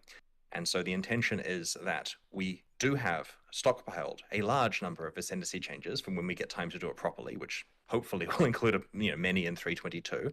And we just have to work out politically what we do with said Ruthless changes, because I would love to release them. I mean, they're not quite ready. Like, I'm not saying we want permission to put them in 321, but we're at some stage likely to debut that set of stuff because we do feel the power level of Ascendancies and Ruthless is too high relative to items. And so, long story short, in answer to the question of when did the other Ascendancy classes get some love, the love is half done. And so, yeah, it's coming. The political intricacies at play here. Yeah, it's just, the problem is, like, while this expansion ended up with a lot of balance changes, and we're not worried about that, there was a time period when we hadn't piled in so many balance changes where it looked like half the work went towards Ruthless. And that's not a good look, because it's done for the purpose of the core game. It's just if you release it in Ruthless first, you just upset everyone for no reason. And so there's a bit of politics with that, but at the same time, we definitely want to make sure that all the players feel equally valued. Since you brought it up, let's chat Ruthless a little bit briefly. Will it have its own unique cosmetic rewards now that it's getting challenges? And if so, how many? It has the same cosmetic rewards as the base game. This is another case here of trying to go for fairness. You can either earn the cool armor set by playing regular Path of Exile or by playing Ruthless. I don't know which is easier. There are fewer challenges in Ruthless, but it's quite hard to do those in Ruthless. So yeah, it's difficult to say. I recommend working out what your capabilities are and doing it in that mode. And there is a different totem flag. So if you do complete the challenges in Ruthless and in the base game, you technically get 2 hideout totems to show that you did. That's cool. A bunch of people have had a chance to play Ruthless and try it out. There's been some discussion of the difficulty and whether it's a fun type of difficulty or rather where it's just slower. How do you feel about the initial version of how it's played out and the types of challenge that it offers? We really like it internally. It emphasizes how fun items can be to find when you're desperately craving upgrades. Like, I get that it's not for everyone, they don't have to play it, but it's an experience of overcoming scarcity and feeling every upgrade to your character that we think is a really valuable thing. And what's interesting is some people, when playing it, say, to be honest, regular Path of Exile, like baseline Path of Exile that a new player installs, could actually be Ruthless, and they might have a better time than the overcrowded, very complicated mainline version that we currently have. Now, we don't plan to make that change where we swap them around, just in terms of what the new player experience people get, but it is true that if you're sitting someone down for the first time, they get a bit more of a meaningful and less complicated experience playing in that mode. Having said that, it's still an experiment, it's still a passion project that we're tinkering away with, but it also educates us a lot on the appropriate balance for item mods and how, like the fact that Eternal Orbs could come back, for example, is a realization we made that was actually pretty cool. And looking at the consequences of the different types of crafting and how they interact has been very instrumental for us. And this is all important because we have to get this stuff right with, the upcoming Path of Exile 2 balance, right? We have to make sure the Path of Exile 2 is balanced as a great game from the start. It's almost like it's a useful dev tool more than anything in that regard. Yeah, and there's a growing community of people enjoying it, which is why we've got the boss kill race happening in Ruthless. I know that'll be controversial to some players who don't particularly want to play it, but they weren't going to win that race anyway, right? Like the people who are going to win that race know why we're putting it in Ruthless. Oh no. Damn. We also don't know if it even is winnable. Like, to emphasize here, Ruthless, Solo Self-Found, Hardcore, both pinnacle bosses, right? That's hard. Yeah. There's a ticking clock before those ExileCon tickets aren't valid anymore, right? The event. It would take me that entire time to get there, that's for sure. For my own experience, a lot of the early game feelings I had echoed what you were talking about, with like the changes were very effective in making you really like feel gear upgrades and think about how you play your character, and those sorts of challenge changes were really effective. For me though, where it fell apart was actually at that end game, where the scarcity, the economy, and the map drops were so slow that even when I felt ready, I couldn't really progress in endgame at what I felt like it was a reasonable pace. Even dedicating the entirety of my currency supply towards maps, I was still kind of blanking and dropping back down to low white tier maps. And I've seen plenty of people break through this wall, so it's certainly possible, but it is slow, and it bears mentioning, I think. How do you feel about like the end game progression there? So we've made some adjustments to this in 321, but we don't want to overshoot the mark. Like, we don't want to just dramatically swing something in a way that makes maps sustain too easy. It is intentional that maintaining the highest maps requires significant economic sacrifice in Ruthless, which, as you say, some people can break through, but it's essentially the case that you almost have to just pay, a very high price to be playing red maps repeatedly. And that's in the right direction for Ruthless, and we do want it to be a little more accessible than it currently is. So I'm hoping the changes on 321 do help a bit there, but we'll keep nudging it. We just don't want to accidentally get it to the point where everyone's got expectations of sitting in red maps like they do in the base game. All right, so potentially some smaller changes there, fine-tuning things out. The Atlas tree is different in Ruthless. Chat wants to know if we'll be getting gateways there as well. Yep. Cool. Very nice. We have a random eclectic mix of chat questions now. So I'm just going to jump straight into these. I have not seen what they are yet, so let's have a go. A lucky dip. Do we need to equip the weapon to level it in Crucible, or can we use any weapon in our inventory? It has to be equipped, but it can be on your weapon swap. The intention here is that you can't be playing, say, a bow character and have some really high level wand that you're necessarily working on without sacrifice. You are making things for you. And this is also so that you're guaranteed to be carrying the item around with you. You're not having to sacrifice inventory space for it. There's a bunch of things that went into that decision, but essentially, yeah, stick the item on your weapon swap if it's not the primary one you're currently using. Does that work if the item's disabled? Because you can do some stuff where you like put an Astramentus on and then equip the item and then take the Astramentus off and it goes red, but it's still equipped. We'll find out.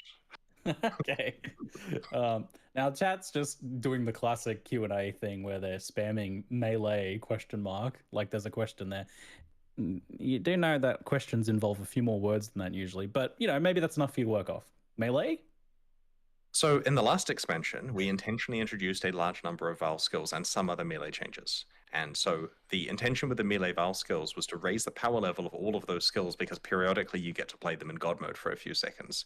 And we haven't made as many melee changes in this particular release here, and that's partly because there are, the other 90% of players also would like balance changes. So we definitely have it on the radar to keep an eye on, but there's nothing else in 321 apart from what you'll see in the patch notes rather soon. Yep, so Vaal skills and masteries and a couple fine tunes here. So have a read in a second when I stop talking. What happens if you animate a weapon with a Crucible tree? Whoa. It works. God damn it. Oh, the Do you new expect level. less from Path of Exile? Nice.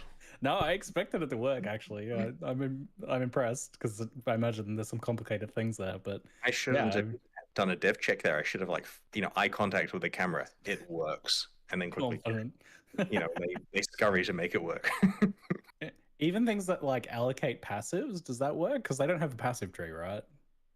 Surely those don't work.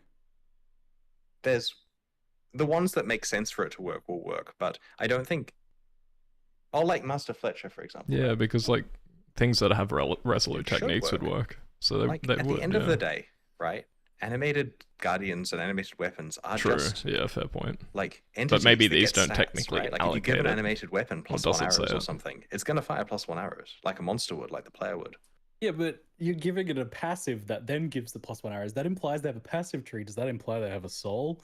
Oh, it's technically that we're not giving it the passive. We're giving it the stat, and we're calling Yeah, it the okay. passive. But we're Okay. getting into Interesting. like internals here. Maybe we are giving. Anyway, we're fine. It'll work. Do animate guardians have souls? That raises ethical questions. With some That players. does. Oh god. Okay. God damn. Uh, And Vaal does animate things weapon like gonna pack pop off. size affect Crucible? I assume map modifiers. Unique will in general, animals. right? Like, So here's an interesting one. True, I The haven't items looked that at are that yet. shown in the live stream do include pack size on those on the rare maps there, and True. that doesn't affect. They've got a screenshot of it So- with two giant fucking mobs. Pack size, doesn't it? So then regular maps, pack size does influence the value of the monsters being spawned. Right, okay.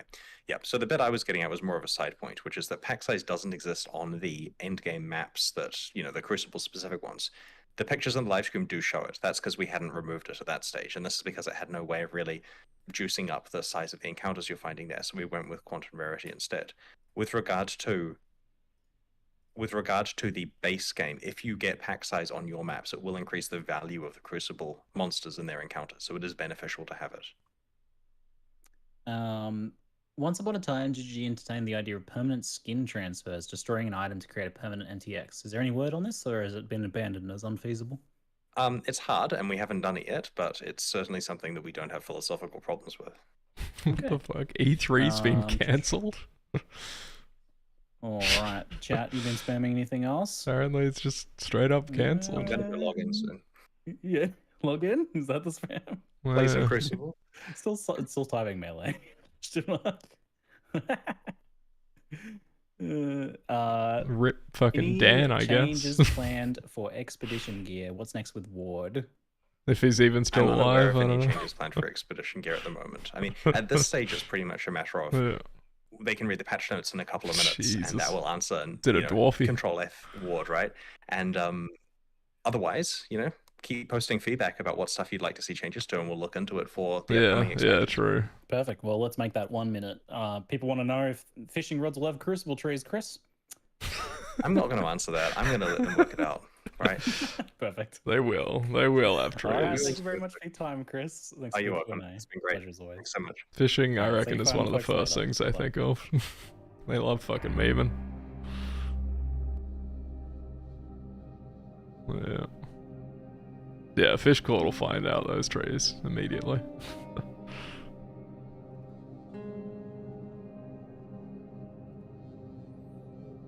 Fucking now the site dies because of patch notes, lol.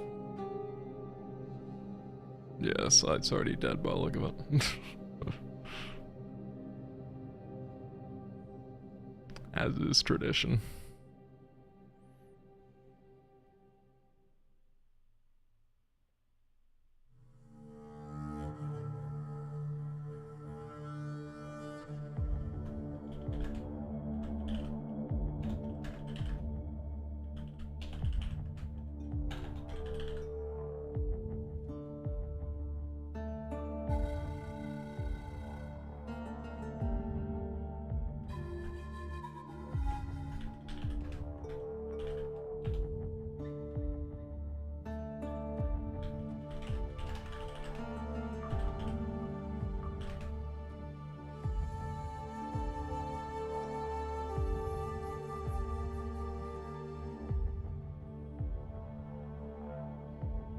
It's 50% life, I think.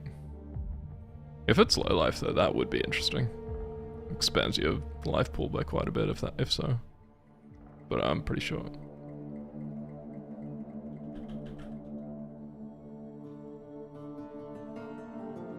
.502 bad gateway.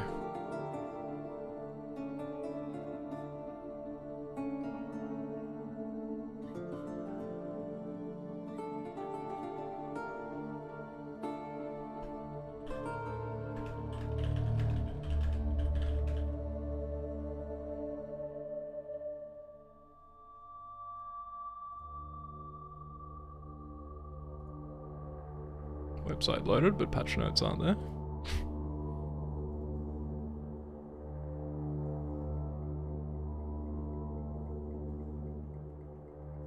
Refreshing patch notes page. There we go. Will do.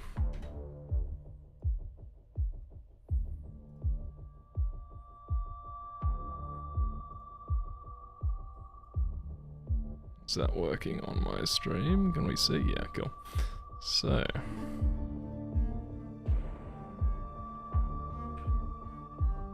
Yeah, well, that's what it sounded like.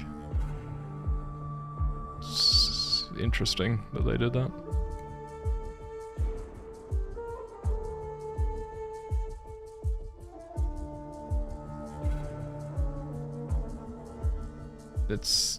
Yeah, it sounds like it's actually a different function. Maybe they've renamed the helmet one.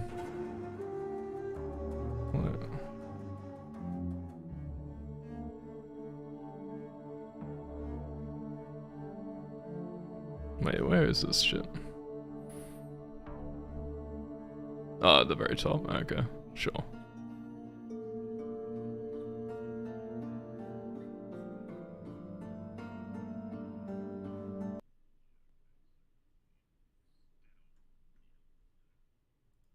We open up the patch notes. Open up the patch notes.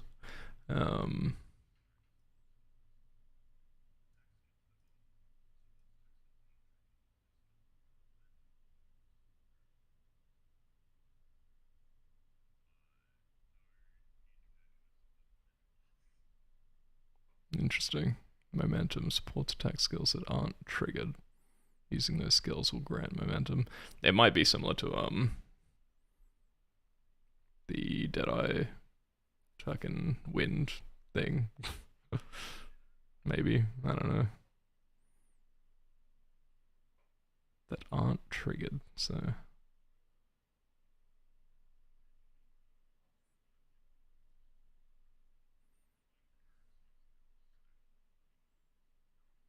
Oh, fuck yeah.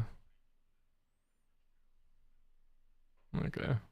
I was hoping for like higher scroll stack size too, but I guess not.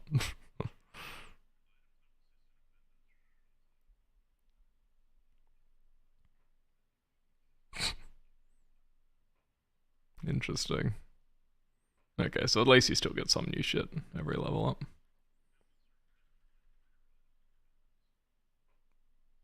Okay. No, you couldn't, I guess. So that's kind of cool. Big potential while leveling, I suppose. Although they're probably expensive to buy. I don't know.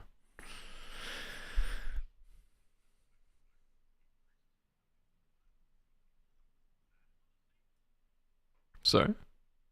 No. Yeah. Wow. Yeah, I would have thought that was already a thing, but I guess not. God damn. Gonna have to juice those breaches.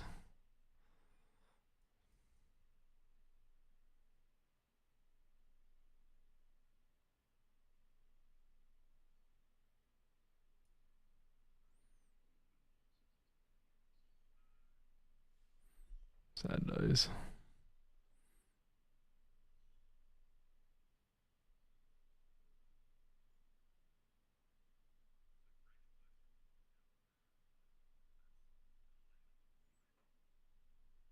Yeah. Yeah, but because most people are using them on stones, I'm sure it'll balance out to being like a reasonable kind of trade-off.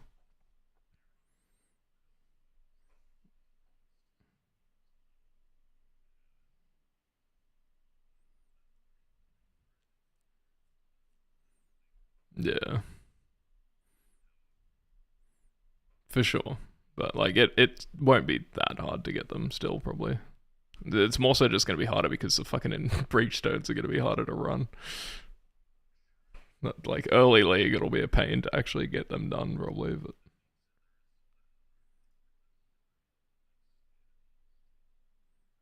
true. Yeah. Well, we have to wait and see. I've got annoying lighting happening here. Let me see if I can fix that.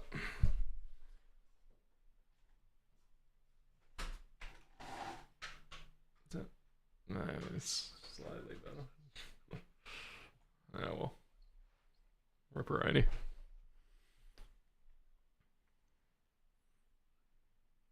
Hmm? I was wondering what they were going to do those.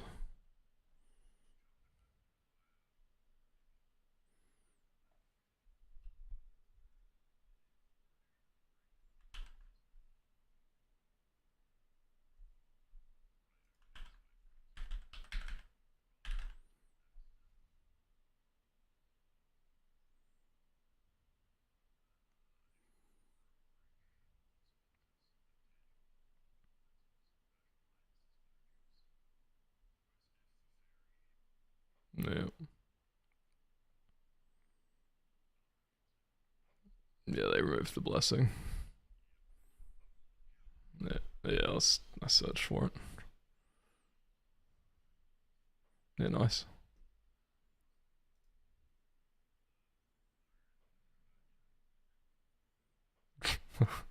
I guess. Yeah, but what are you gonna be doing? I guess a spell, I suppose. Yeah. Yeah. Actually, just fucking play Spark. It has a lot of prod speed on it. Yeah, 30%. And projectile damage. That's Spark log in. Oh, so much flat armor too. Holy shit. Oh, that's cooked. Yeah. Yeah. That's hilarious. What level's a bow? Does it? Oh no, it has crude bow, so none. Holy shit. That's hilarious. It's so funny. Yeah. Oh my god. It's hilarious. Just the fucking Skin of the Lords, loyal, whatever.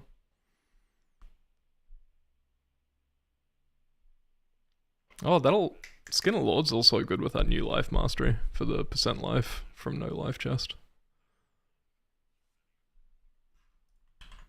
True. That sounds good.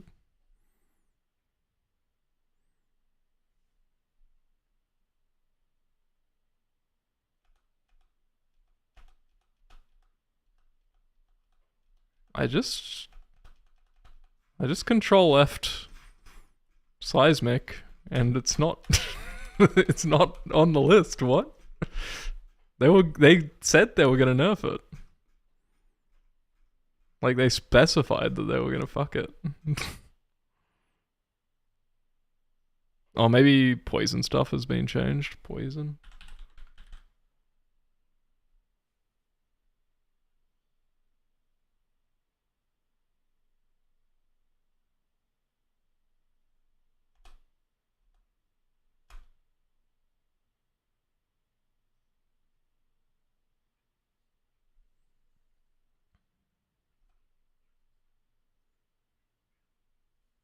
Oh, really?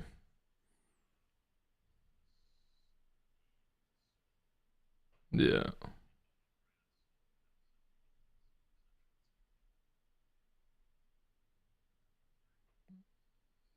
Yeah, but you can still get that elsewhere. Probably still not worth dual wielding, but yeah. Yeah. Well, you could wait. Doesn't... No, but 7 and... The upgraded one has it too, by the look of it, right? 60% chance for inflict wither on hit. Oh, true, Unite. Yeah, true. United Dream, okay. Well, you might just use the unupgraded one. Instead of the upgraded one. Yeah, but you could get that elsewhere. It still has level 25 NV, which is nuts.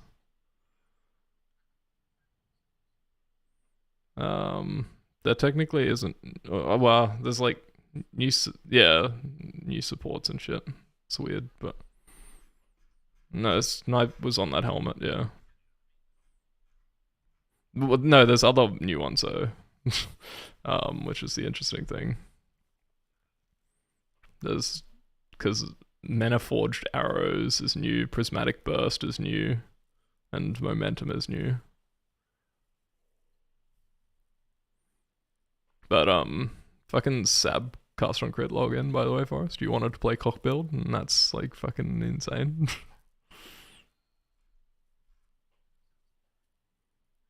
No, it's the trigger bots, dude. It's quite a bit more. But, they do with VD, lol. VD always hit. Yeah, it'll be interesting. It needs testing, obviously, but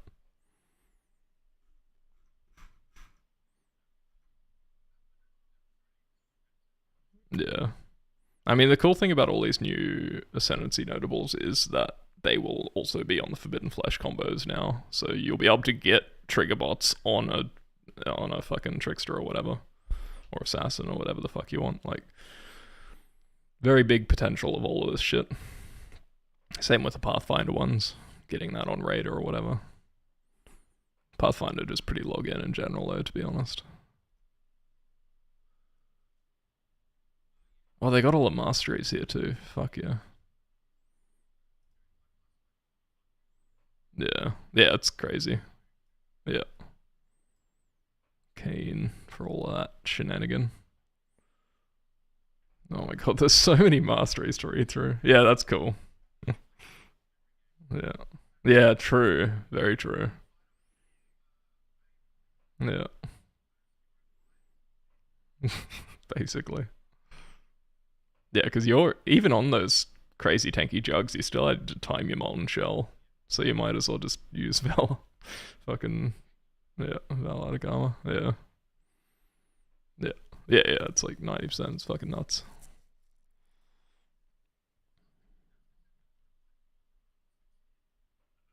True.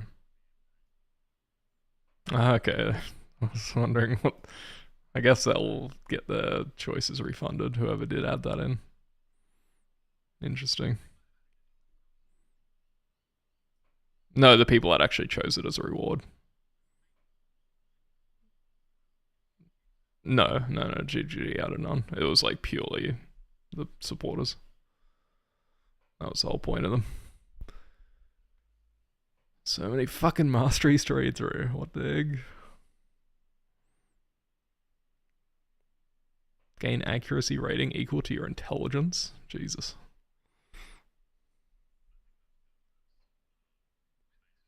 Minions accuracy rating is equal to yours? That's pretty cool.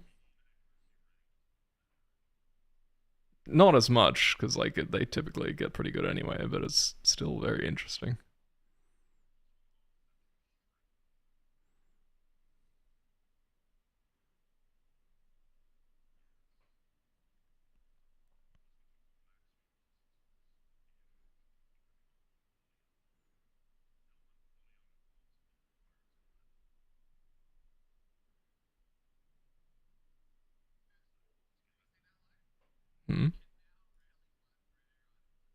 Yeah, which we couldn't get them at all previously, so Vendor's actually good now, I guess. Yeah. I mean, it probably will be useful early on. It means it's like there's a higher chance of finding boots with move speed on them, for instance. True, yeah. Yeah, very true. We'll have to wait and see, but it's pretty cool.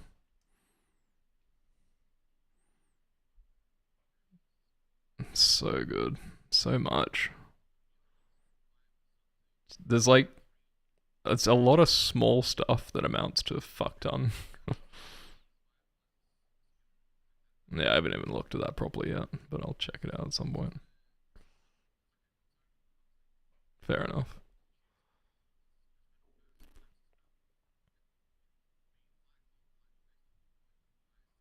Interesting.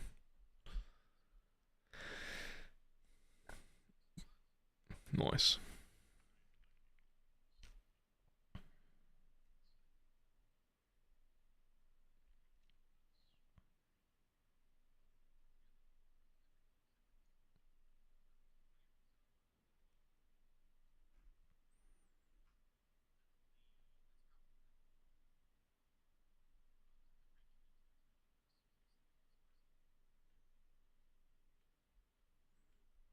Breached looking nuts, but I haven't looked at all those weapons.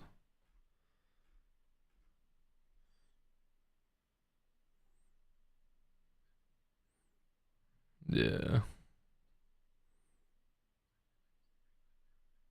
All of those suppression stuff, yeah.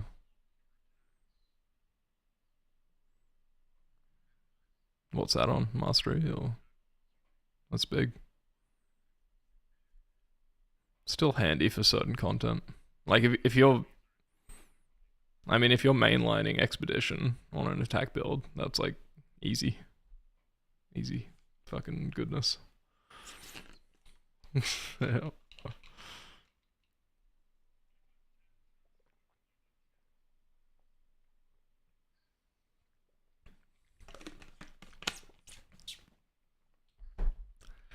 Sorry, what was that?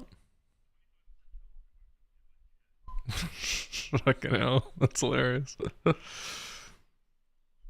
damn.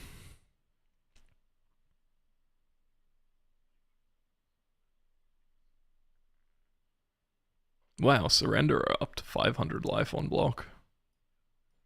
Yeah, it's pretty nuts. And its base armor is so much higher.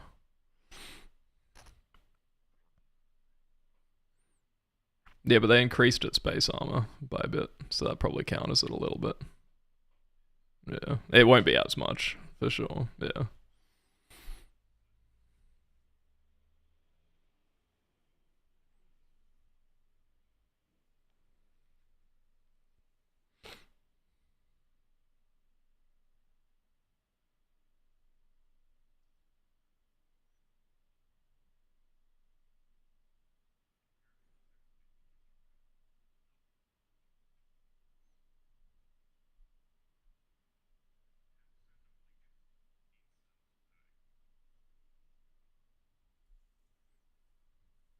Yeah, that's, yeah, wow, okay, so you can get quite a bit of instant leech. Yeah, that's pretty nuts.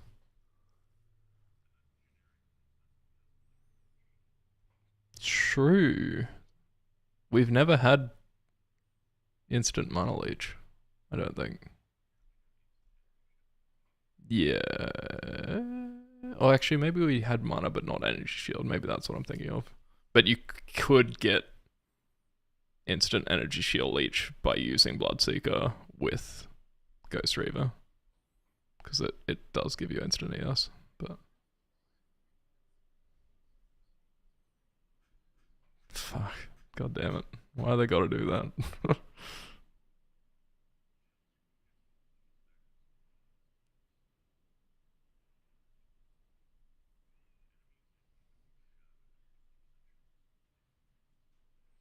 Well, they buffed the amount of life on the red trail, though.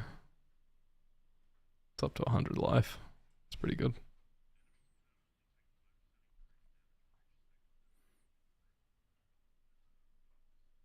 Jesus.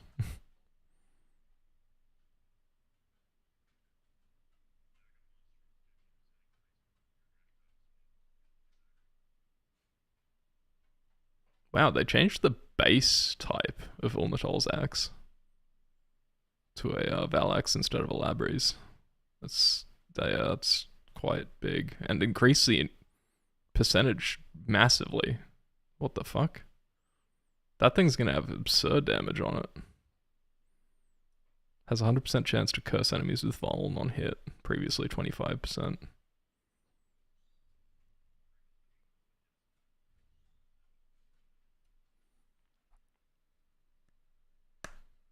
Well, they changed Zoffspo to Citadel base as well. Crazy.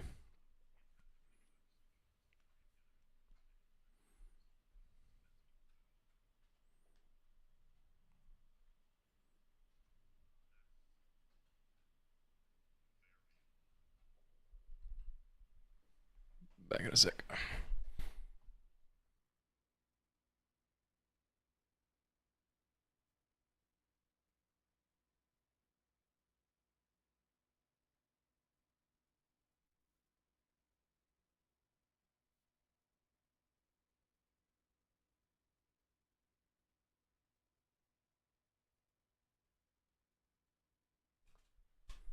Back.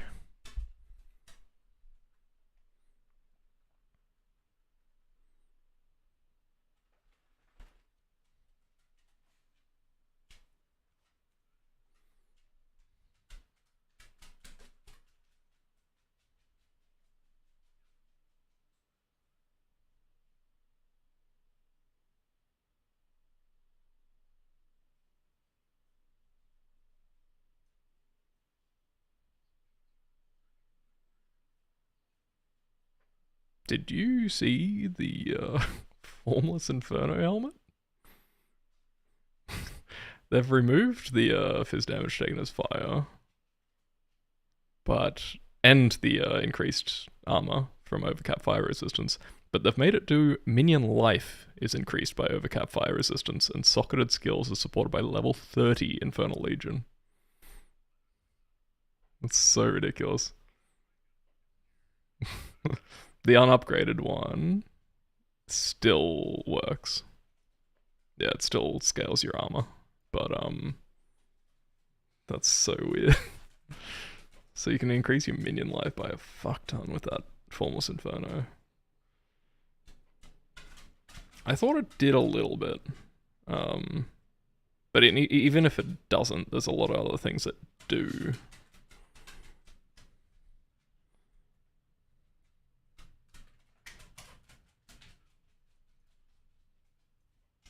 Yeah, okay. Yeah, well, I mean, it's still good to keep your things alive. Yeah, at level 30, it's nuts, yeah. Yeah, well, the old meme was using the Harvest Helmet with level 35 Infernal Legion.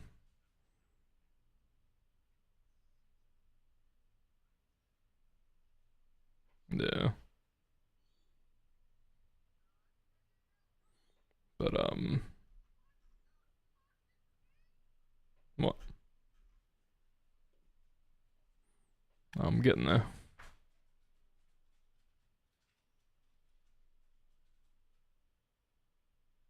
Up to 70 cold damage per Vow charge. Fair enough. Yeah, true. And per wand, yeah, just dual wield them. That's a lot of damage. You can't, I guess you can't get 10 power charges if you're using Tull Falls, because you can't use Void Eyes. Okay, fair enough. I guess, yeah. Yeah, yeah. Oh, Jesus. Yeah, I was wondering if they removed that entirely or moved it. Being on Mastery is pretty crazy, though. Is it still 6%, or...? Okay, yeah, fair enough.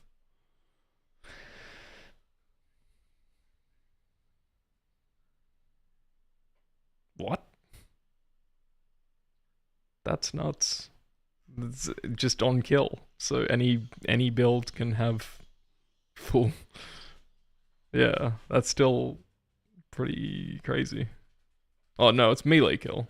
Yeah, yeah, I thought you just said on kill. I was like, what the hell? Anyone can take that. Yeah, fair enough. That's interesting. But like, you can't make it so you lose it quicker, right? Like, maybe there will be ways to do that eventually, and that could be interesting, but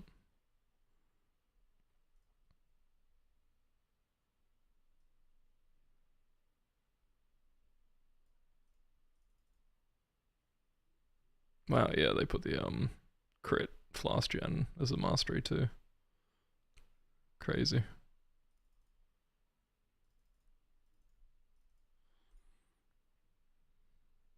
Oh, they removed the utility flasks gain a charge every second though, or every 3 seconds. Now it's just life and mana. Yeah.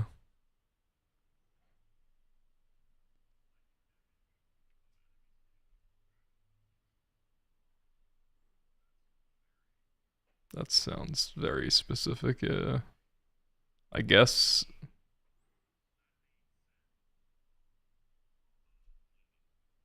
Yeah, exactly. Anything that changes the damage. But the range on non-natural lightning damage isn't very big, so it's a bit weird.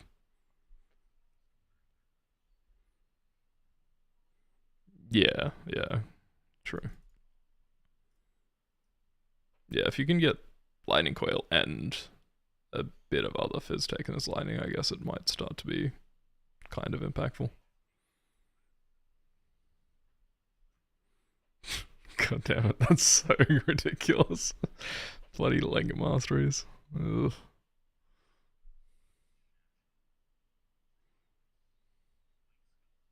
One additional random target, that's cooked.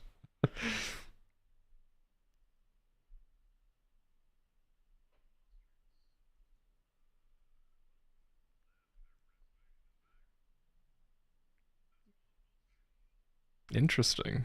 12% increase mana reservation efficiency of skills.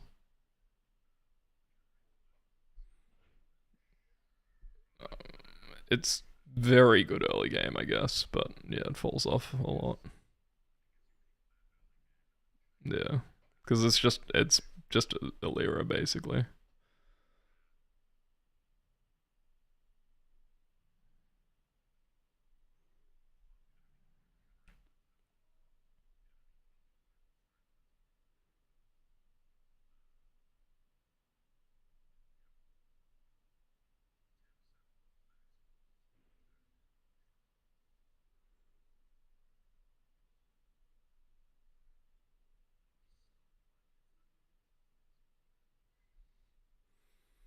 %10 more fucking life if you have all of the life masteries. That's crazy.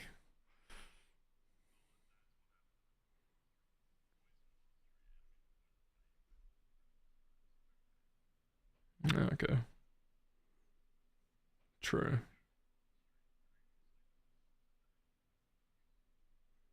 That's nuts that the poison thing's now on the poison mastery. It's way more generic and easily to use. Like, that's crazy. Should have. It's just, yeah.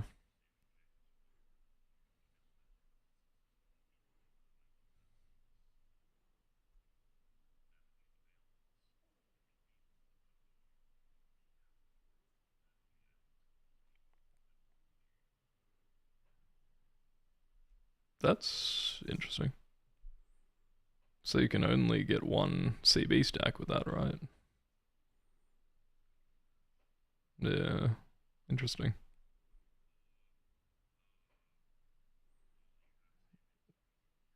Yeah, that's possible as well, yeah. Depends how that kind of interacts. Damaging elements cannot be inflicted while you already have one.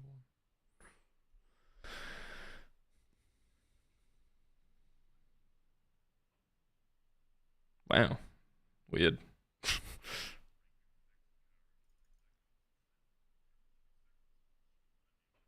Recoup 3 seconds is nuts. That's a significant change. Makes them like 25% better recoup, basically.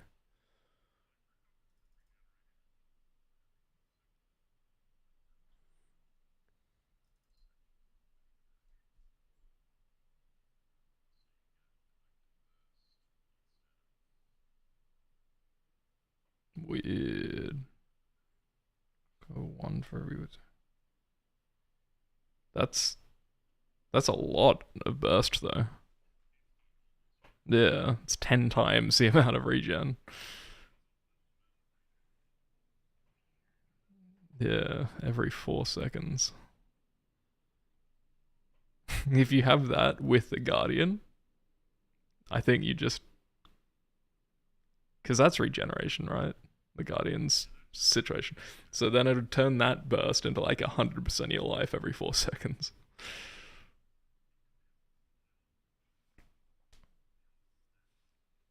Yeah. It's so weird. And then every 4 from then, I guess. It's so weird. Yeah.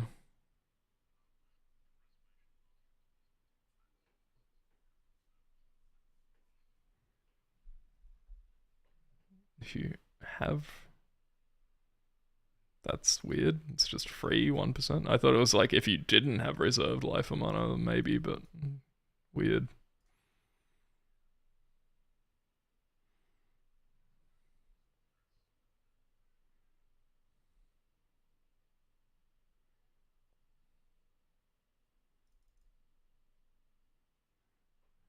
Kind of silly.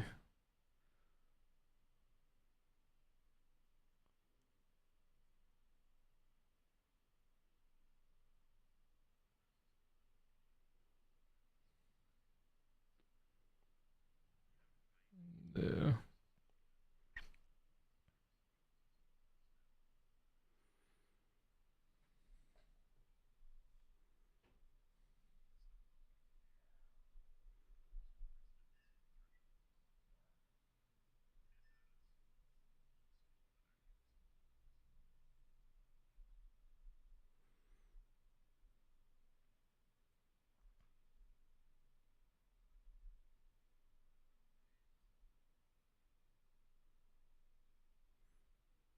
%chance for traps to trigger additional time.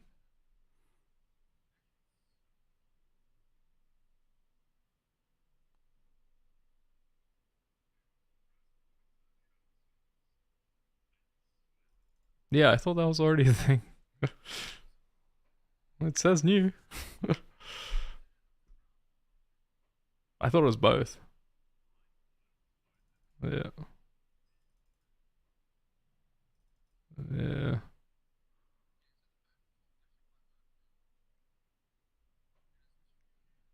Oh, did they change it? Yeah, wow, that's a lot of evasion. Crazy. Yep, yeah, Zodiac. 50%. Wow. That's cooked. Yeah, that's good. Yeah, for sure. That's pretty nutty. And then you can get absurd evasion from the cold res scaling. Interesting. And you get free Arctic armor, which is always nice. Pretty big for tricky.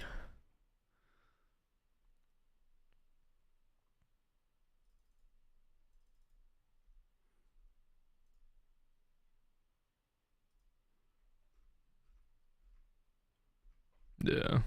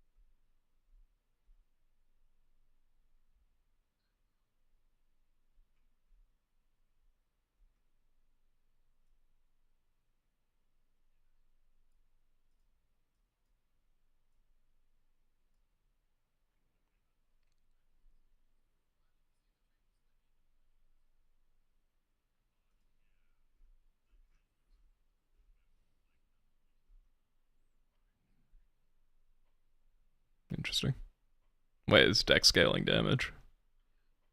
Crazy.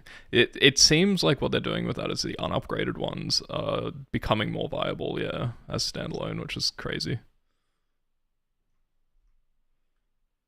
Very, very cool.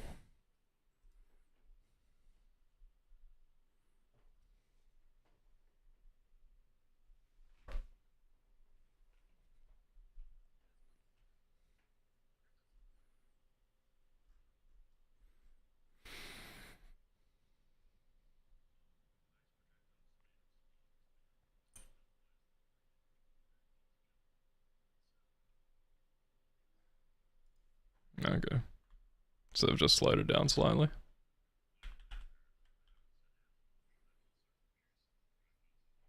Okay, sure. So it's one less. Fair enough.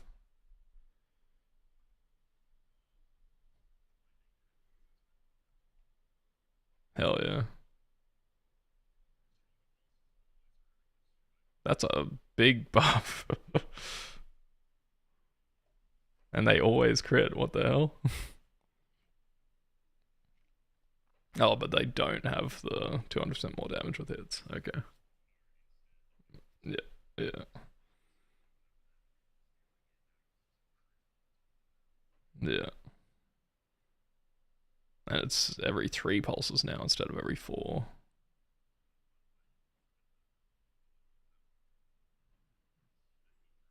Oh, mate. Time to prevent spectral throw hitting the same enemy off the head is reduced. Whoa. Whoa. Fecky throw. Oof. It's almost 4 times a second. Well, it's more than. Interesting.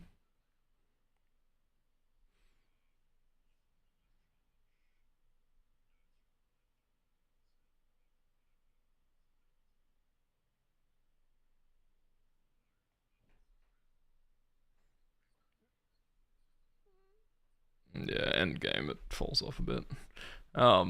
Interesting. I think they did nerf poison cluster nodes a little bit, from what I glanced over before, but so like poison might have been nerfed a little bit, which would be why they would have buffed that. But I would have to have another look at it at some point. That's quite a bit of a buff, yeah, true. Fair bit more flat than it used to have. Quite a lot more flat, Jesus.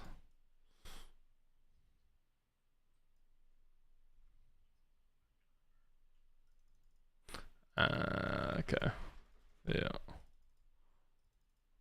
Makes sense.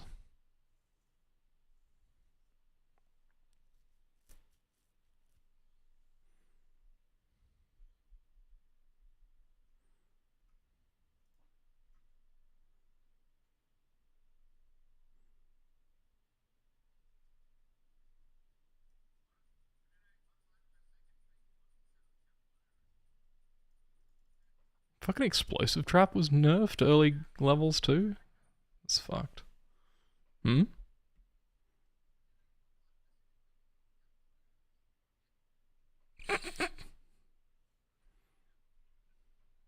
Jesus, that's cooked.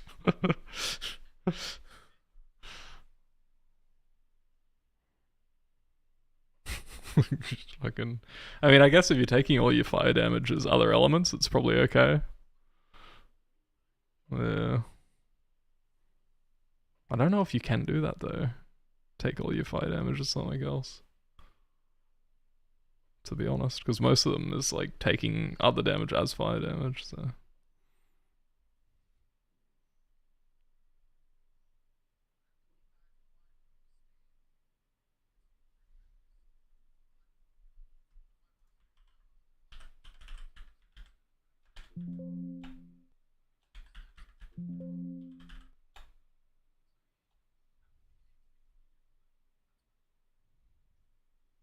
Hmm?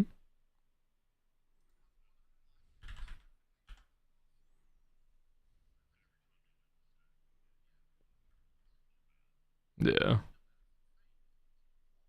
It's interesting.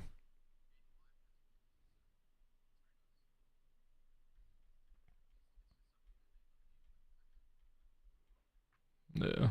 Especially, actually, early levels, it's fucking nuts. Like, the moment you get Fortify with your 2k life pool, it's just insane, yeah. Yeah.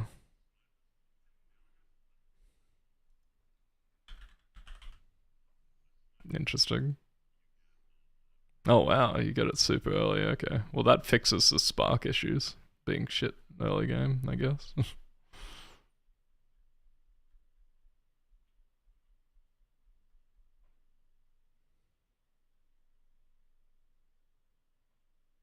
Oh, and it's been nerfed for those earlier levels too. It splits 2 additional targets rather than 3 at the early levels, but still 4 at max level. Interesting. Interesting. Crazy. That's actually pretty huge for melee.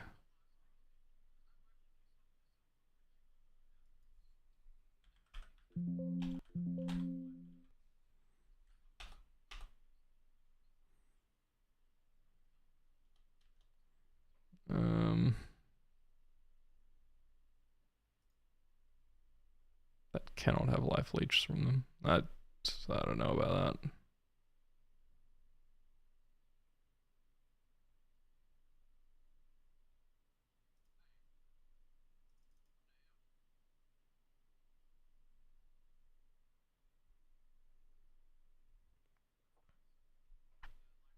Yeah, we saw that. It's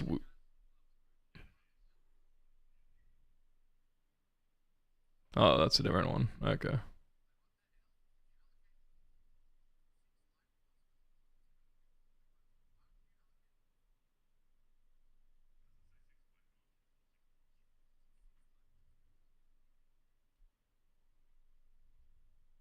Yeah, you have to have all life masteries to get that. Yeah, it's a lot of investment. But if you're like a pure life stacker doing weird memes, then it's probably worth it. Yeah.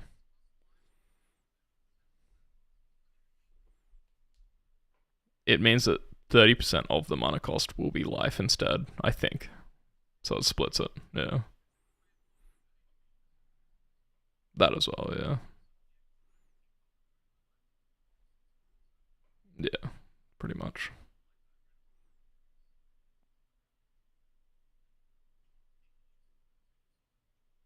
Yeah.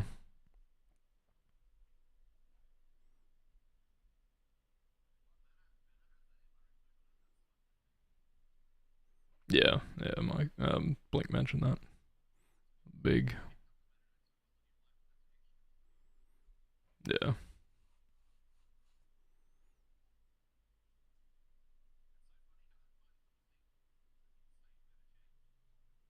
Yeah, pretty much.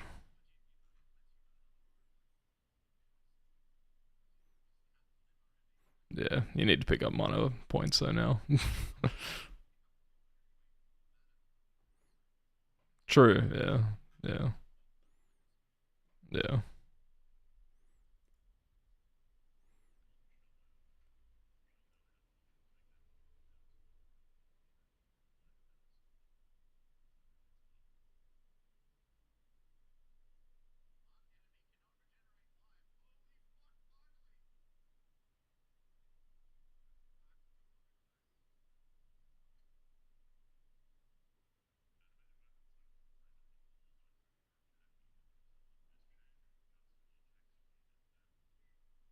Yeah, I was just reading that. It's pretty interesting.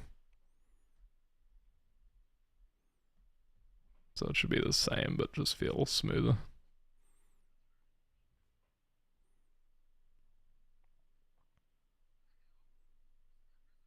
Valmont shell nerf again.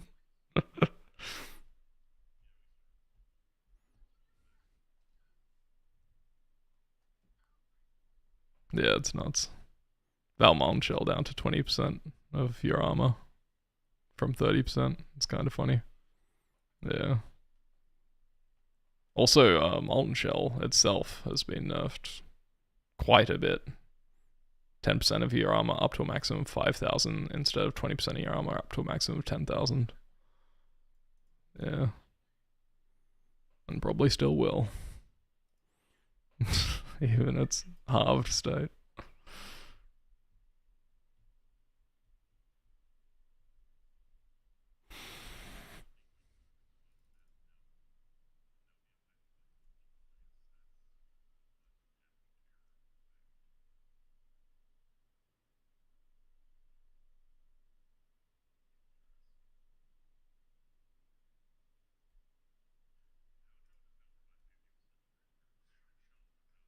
Oh, they buffed it back up again? Thank God. Finally. Power charge is back to 50% crit chance rather than 40. Yeah.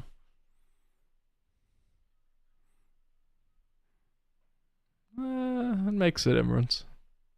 It means you can use Aladex again and still get 10% per power charge.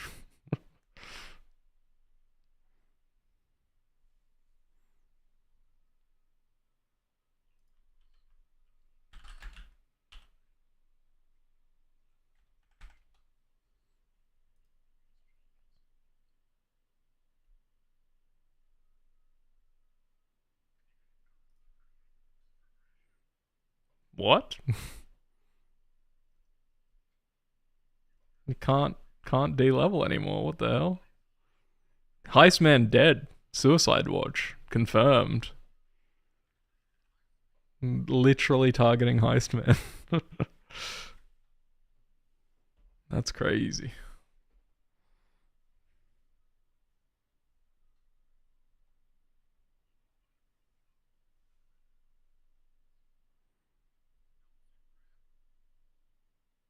Probably, yeah. Good chance of that.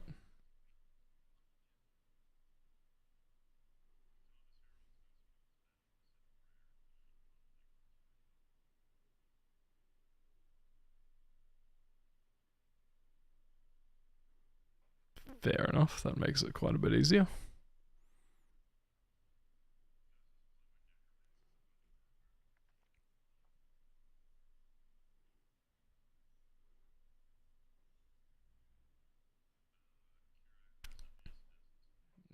Yeah.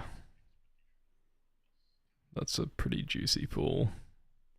Abyss as well is interesting with the Abyss changes. Yeah. Yeah, always nuts, yeah. Ambush always nice as well. 4 chaos for 4 boxes, pretty good. Heist is nutty for the heisters.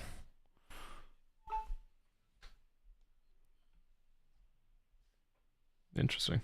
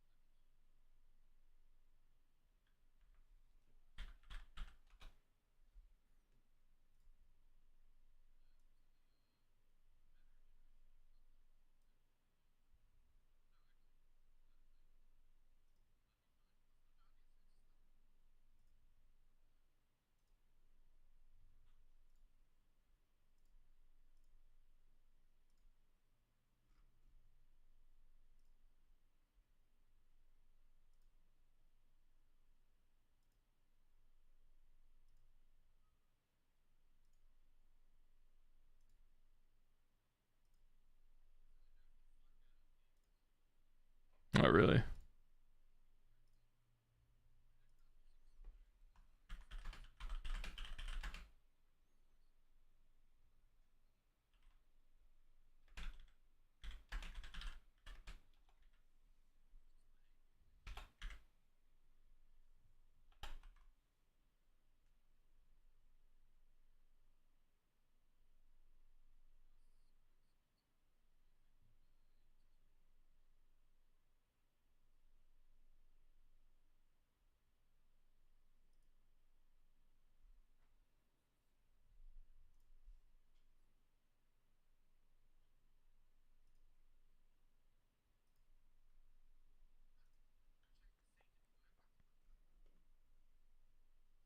Didn't work. Goddamn.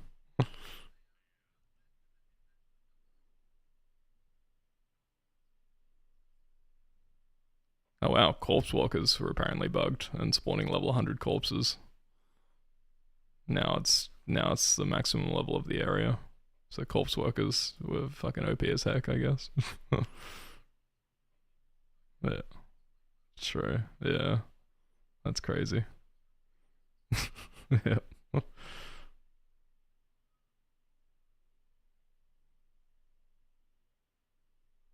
You could also curse yourself with self-damage with Yulf Banes, apparently. That won't be possible anymore. It's kind of an interesting interaction though, I guess. Yeah, yeah.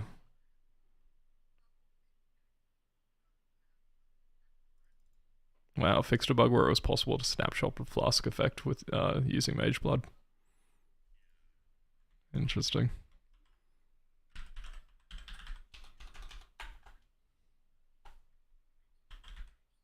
Yeah, but Abyss on there, I guess, or just something. Fair. I mean, it's better now, but yeah. Did they change the Abyss items? Oh yeah. There's some changes here. I haven't looked at those yet.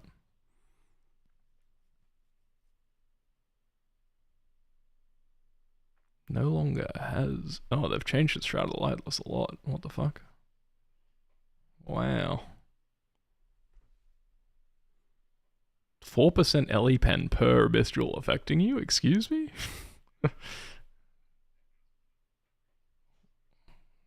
Weird.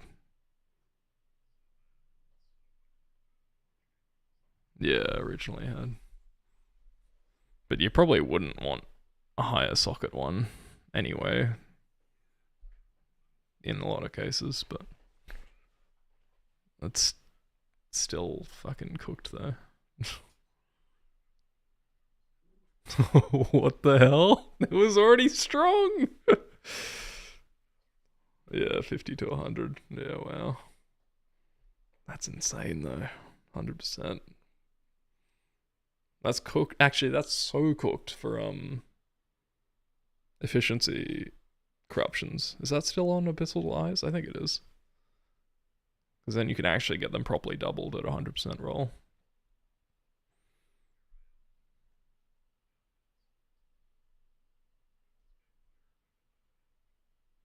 Up to 32.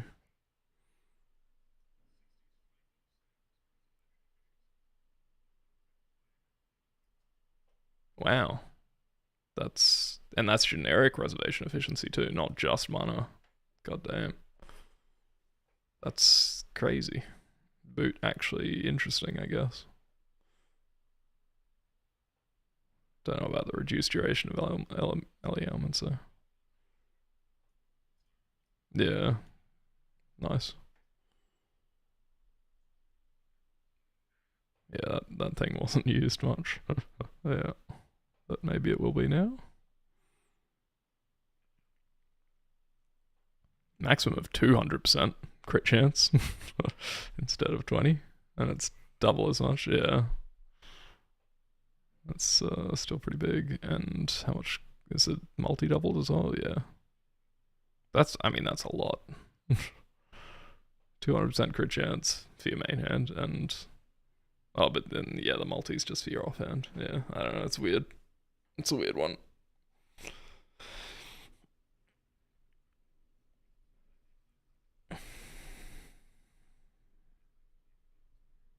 I mean, it still works for a two-hander, right? Both of them work on two-handers. Only main? Okay. Yeah, fair enough. I mean, it would work on the weird two-hand dual-wield axe, but no one uses that fucking thing.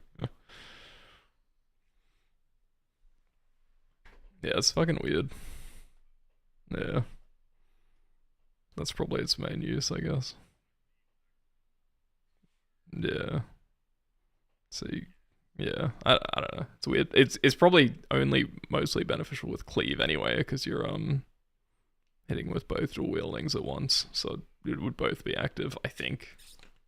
all the time. I don't fucking know.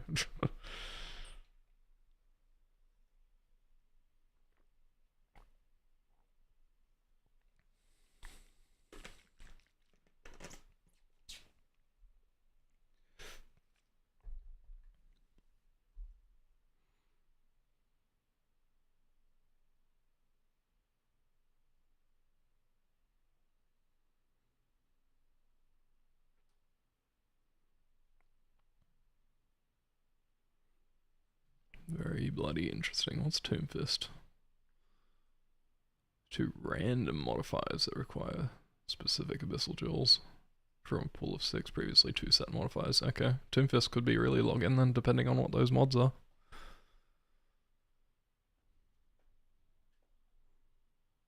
Actually, did they make the helmet good again? That's a good question. It's 100% chance to gain a charge now on kill, previously 15 to 20%, and gain 5% of fizz as extra damage of each element per spirit charge. That's a lot. 5% is each element. So you're getting 15% benefit per charge, and you can have a lot of charges.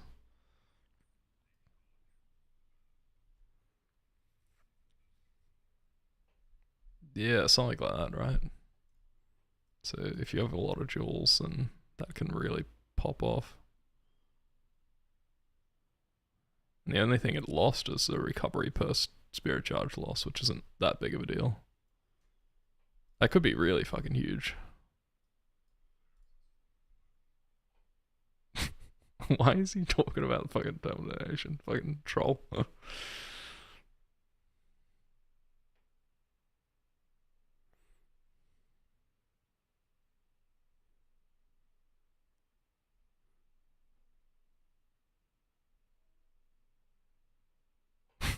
They already confirmed that ages ago. Why is he... he's fucking problematic. Yeah, I think it's half troll. I don't even know with him. It's hard to tell.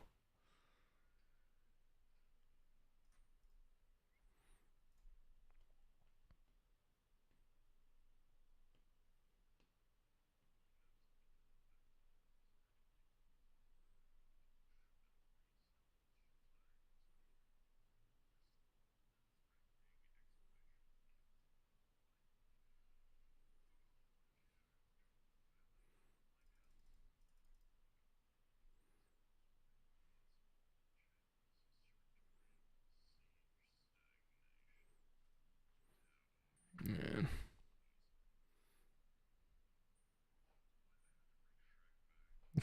Yeah, classic.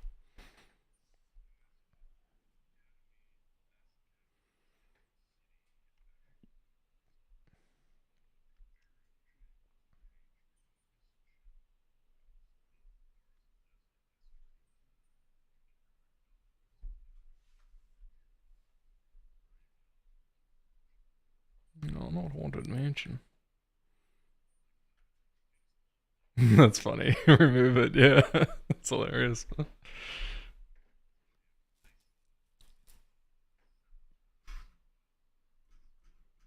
Yeah, nice. It'd be funny if they moved Crimson Temple.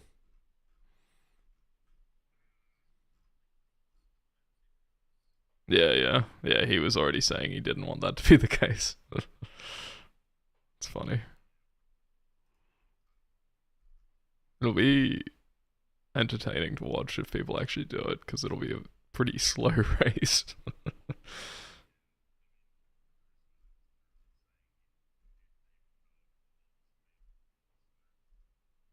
It's just Pinnacle bosses though, is it? It's not Uber Pinnacle. It is? Okay. Yeah, that's funny. That is funny.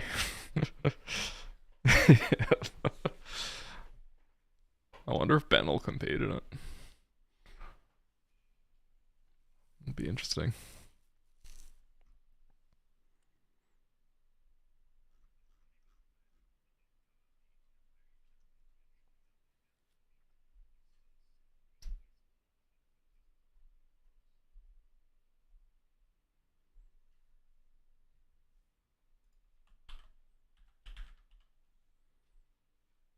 Interesting.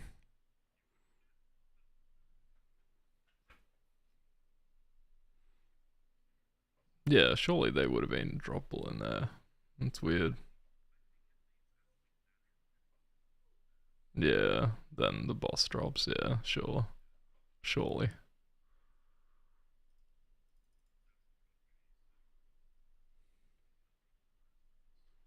Fucking Waste Ball's gonna pop off. People already enjoy that map. Yeah. What about Apothecary though? No, no mention.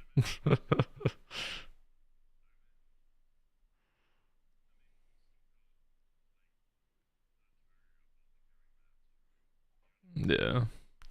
Yeah. True that. Sad. I like Haunted Mansion.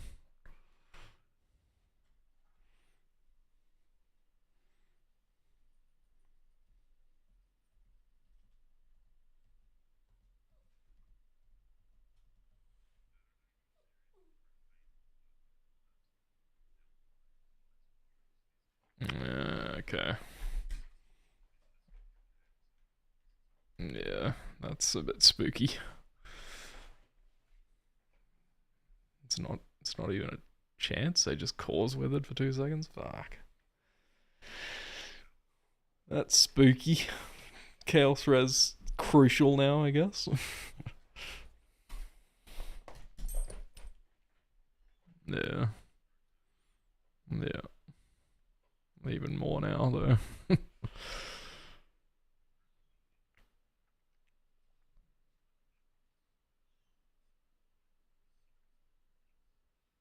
Aww. Yeah. Pretty much. Yeah. Sad.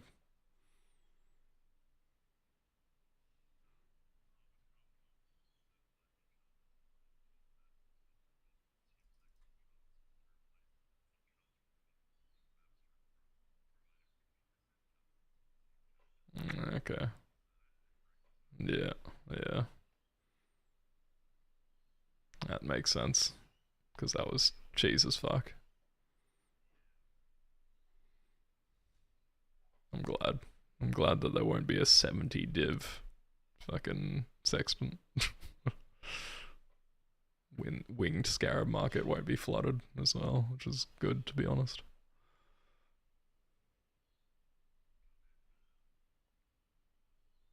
The Iron Bard has been re-enabled, now called the Rusted Bard, and now grants 4 tainted mythic orbs.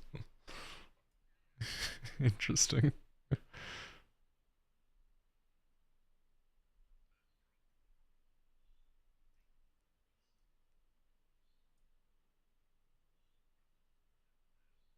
Yeah.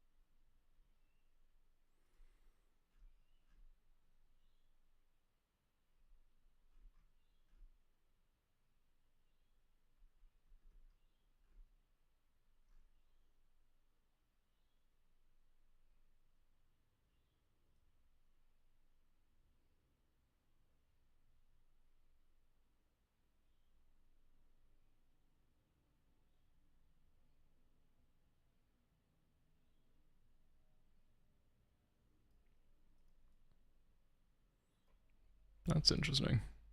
The flawless breachstones no longer drop blessings, but they have a chance of dropping upgraded uniques. Yeah.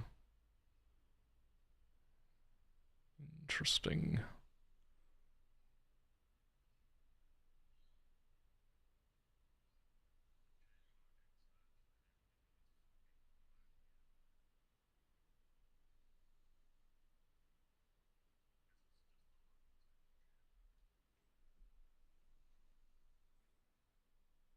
Yeah.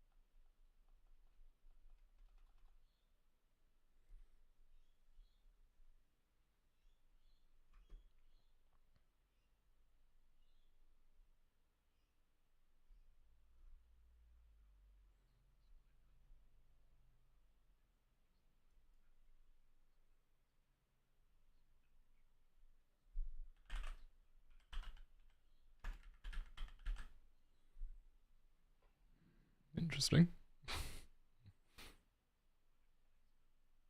Yeah.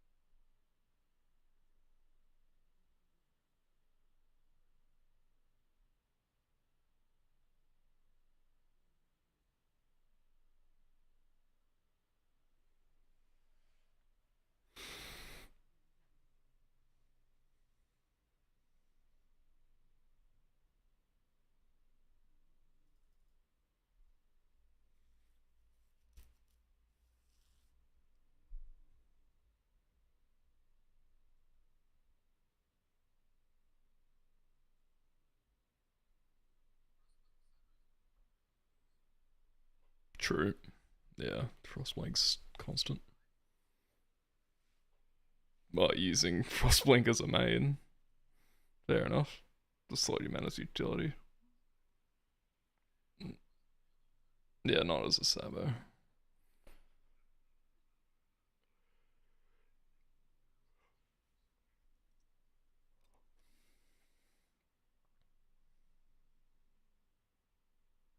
You basically have to be Elementalist though, right, Forrest? Because, like, yeah, because Frimburns aren't a thing anymore now. Or are they still a thing? I don't even know. Maybe they are. Yeah, I don't know. No. Yeah, cold damage ignites, yeah.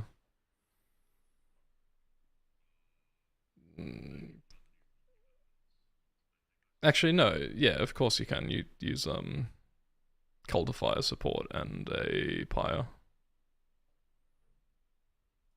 You just convert all your cold damage to fire damage. Yeah, yeah.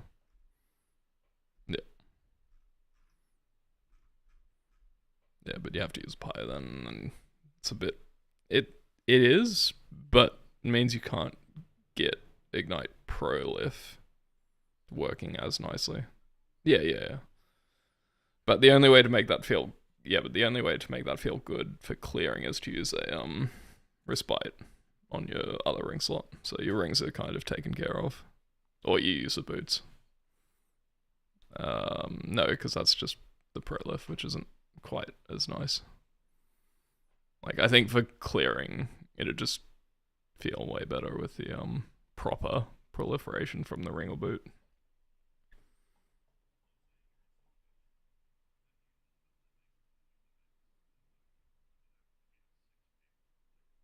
No, yeah, it'll just be 1. Yeah, because it sets it, it doesn't reduce it. Yeah. But, I still think that'll be huge on fucking Animate Guardian. Even though it's percent reduced max life, but I think it's worth, yeah. It's pretty crazy.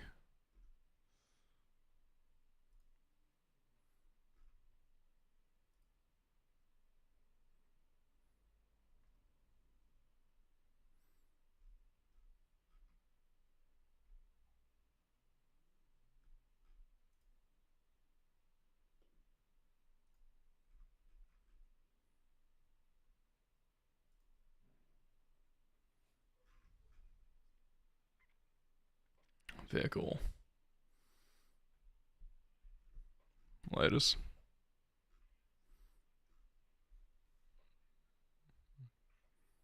Yeah.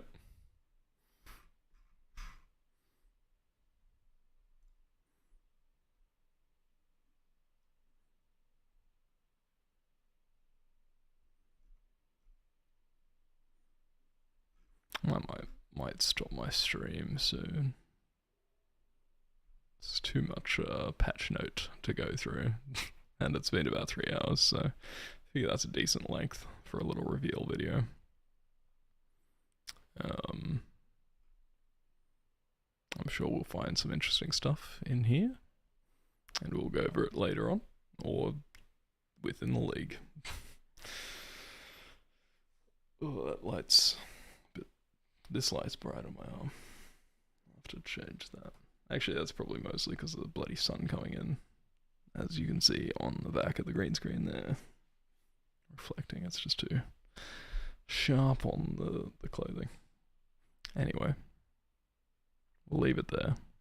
Thanks for stopping by. I'll put the bookmarks in the video at some point, as I typically do, probably. But yeah, good times. It looks like a great league. Lots of good changes. No,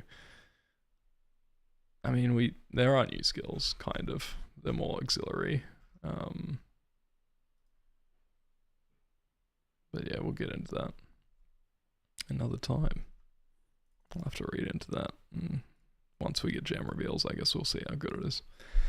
But yeah, I'll catch you over the next few days. I might do some more content on this, or if not, then next Saturday for Brisbane, Australia time.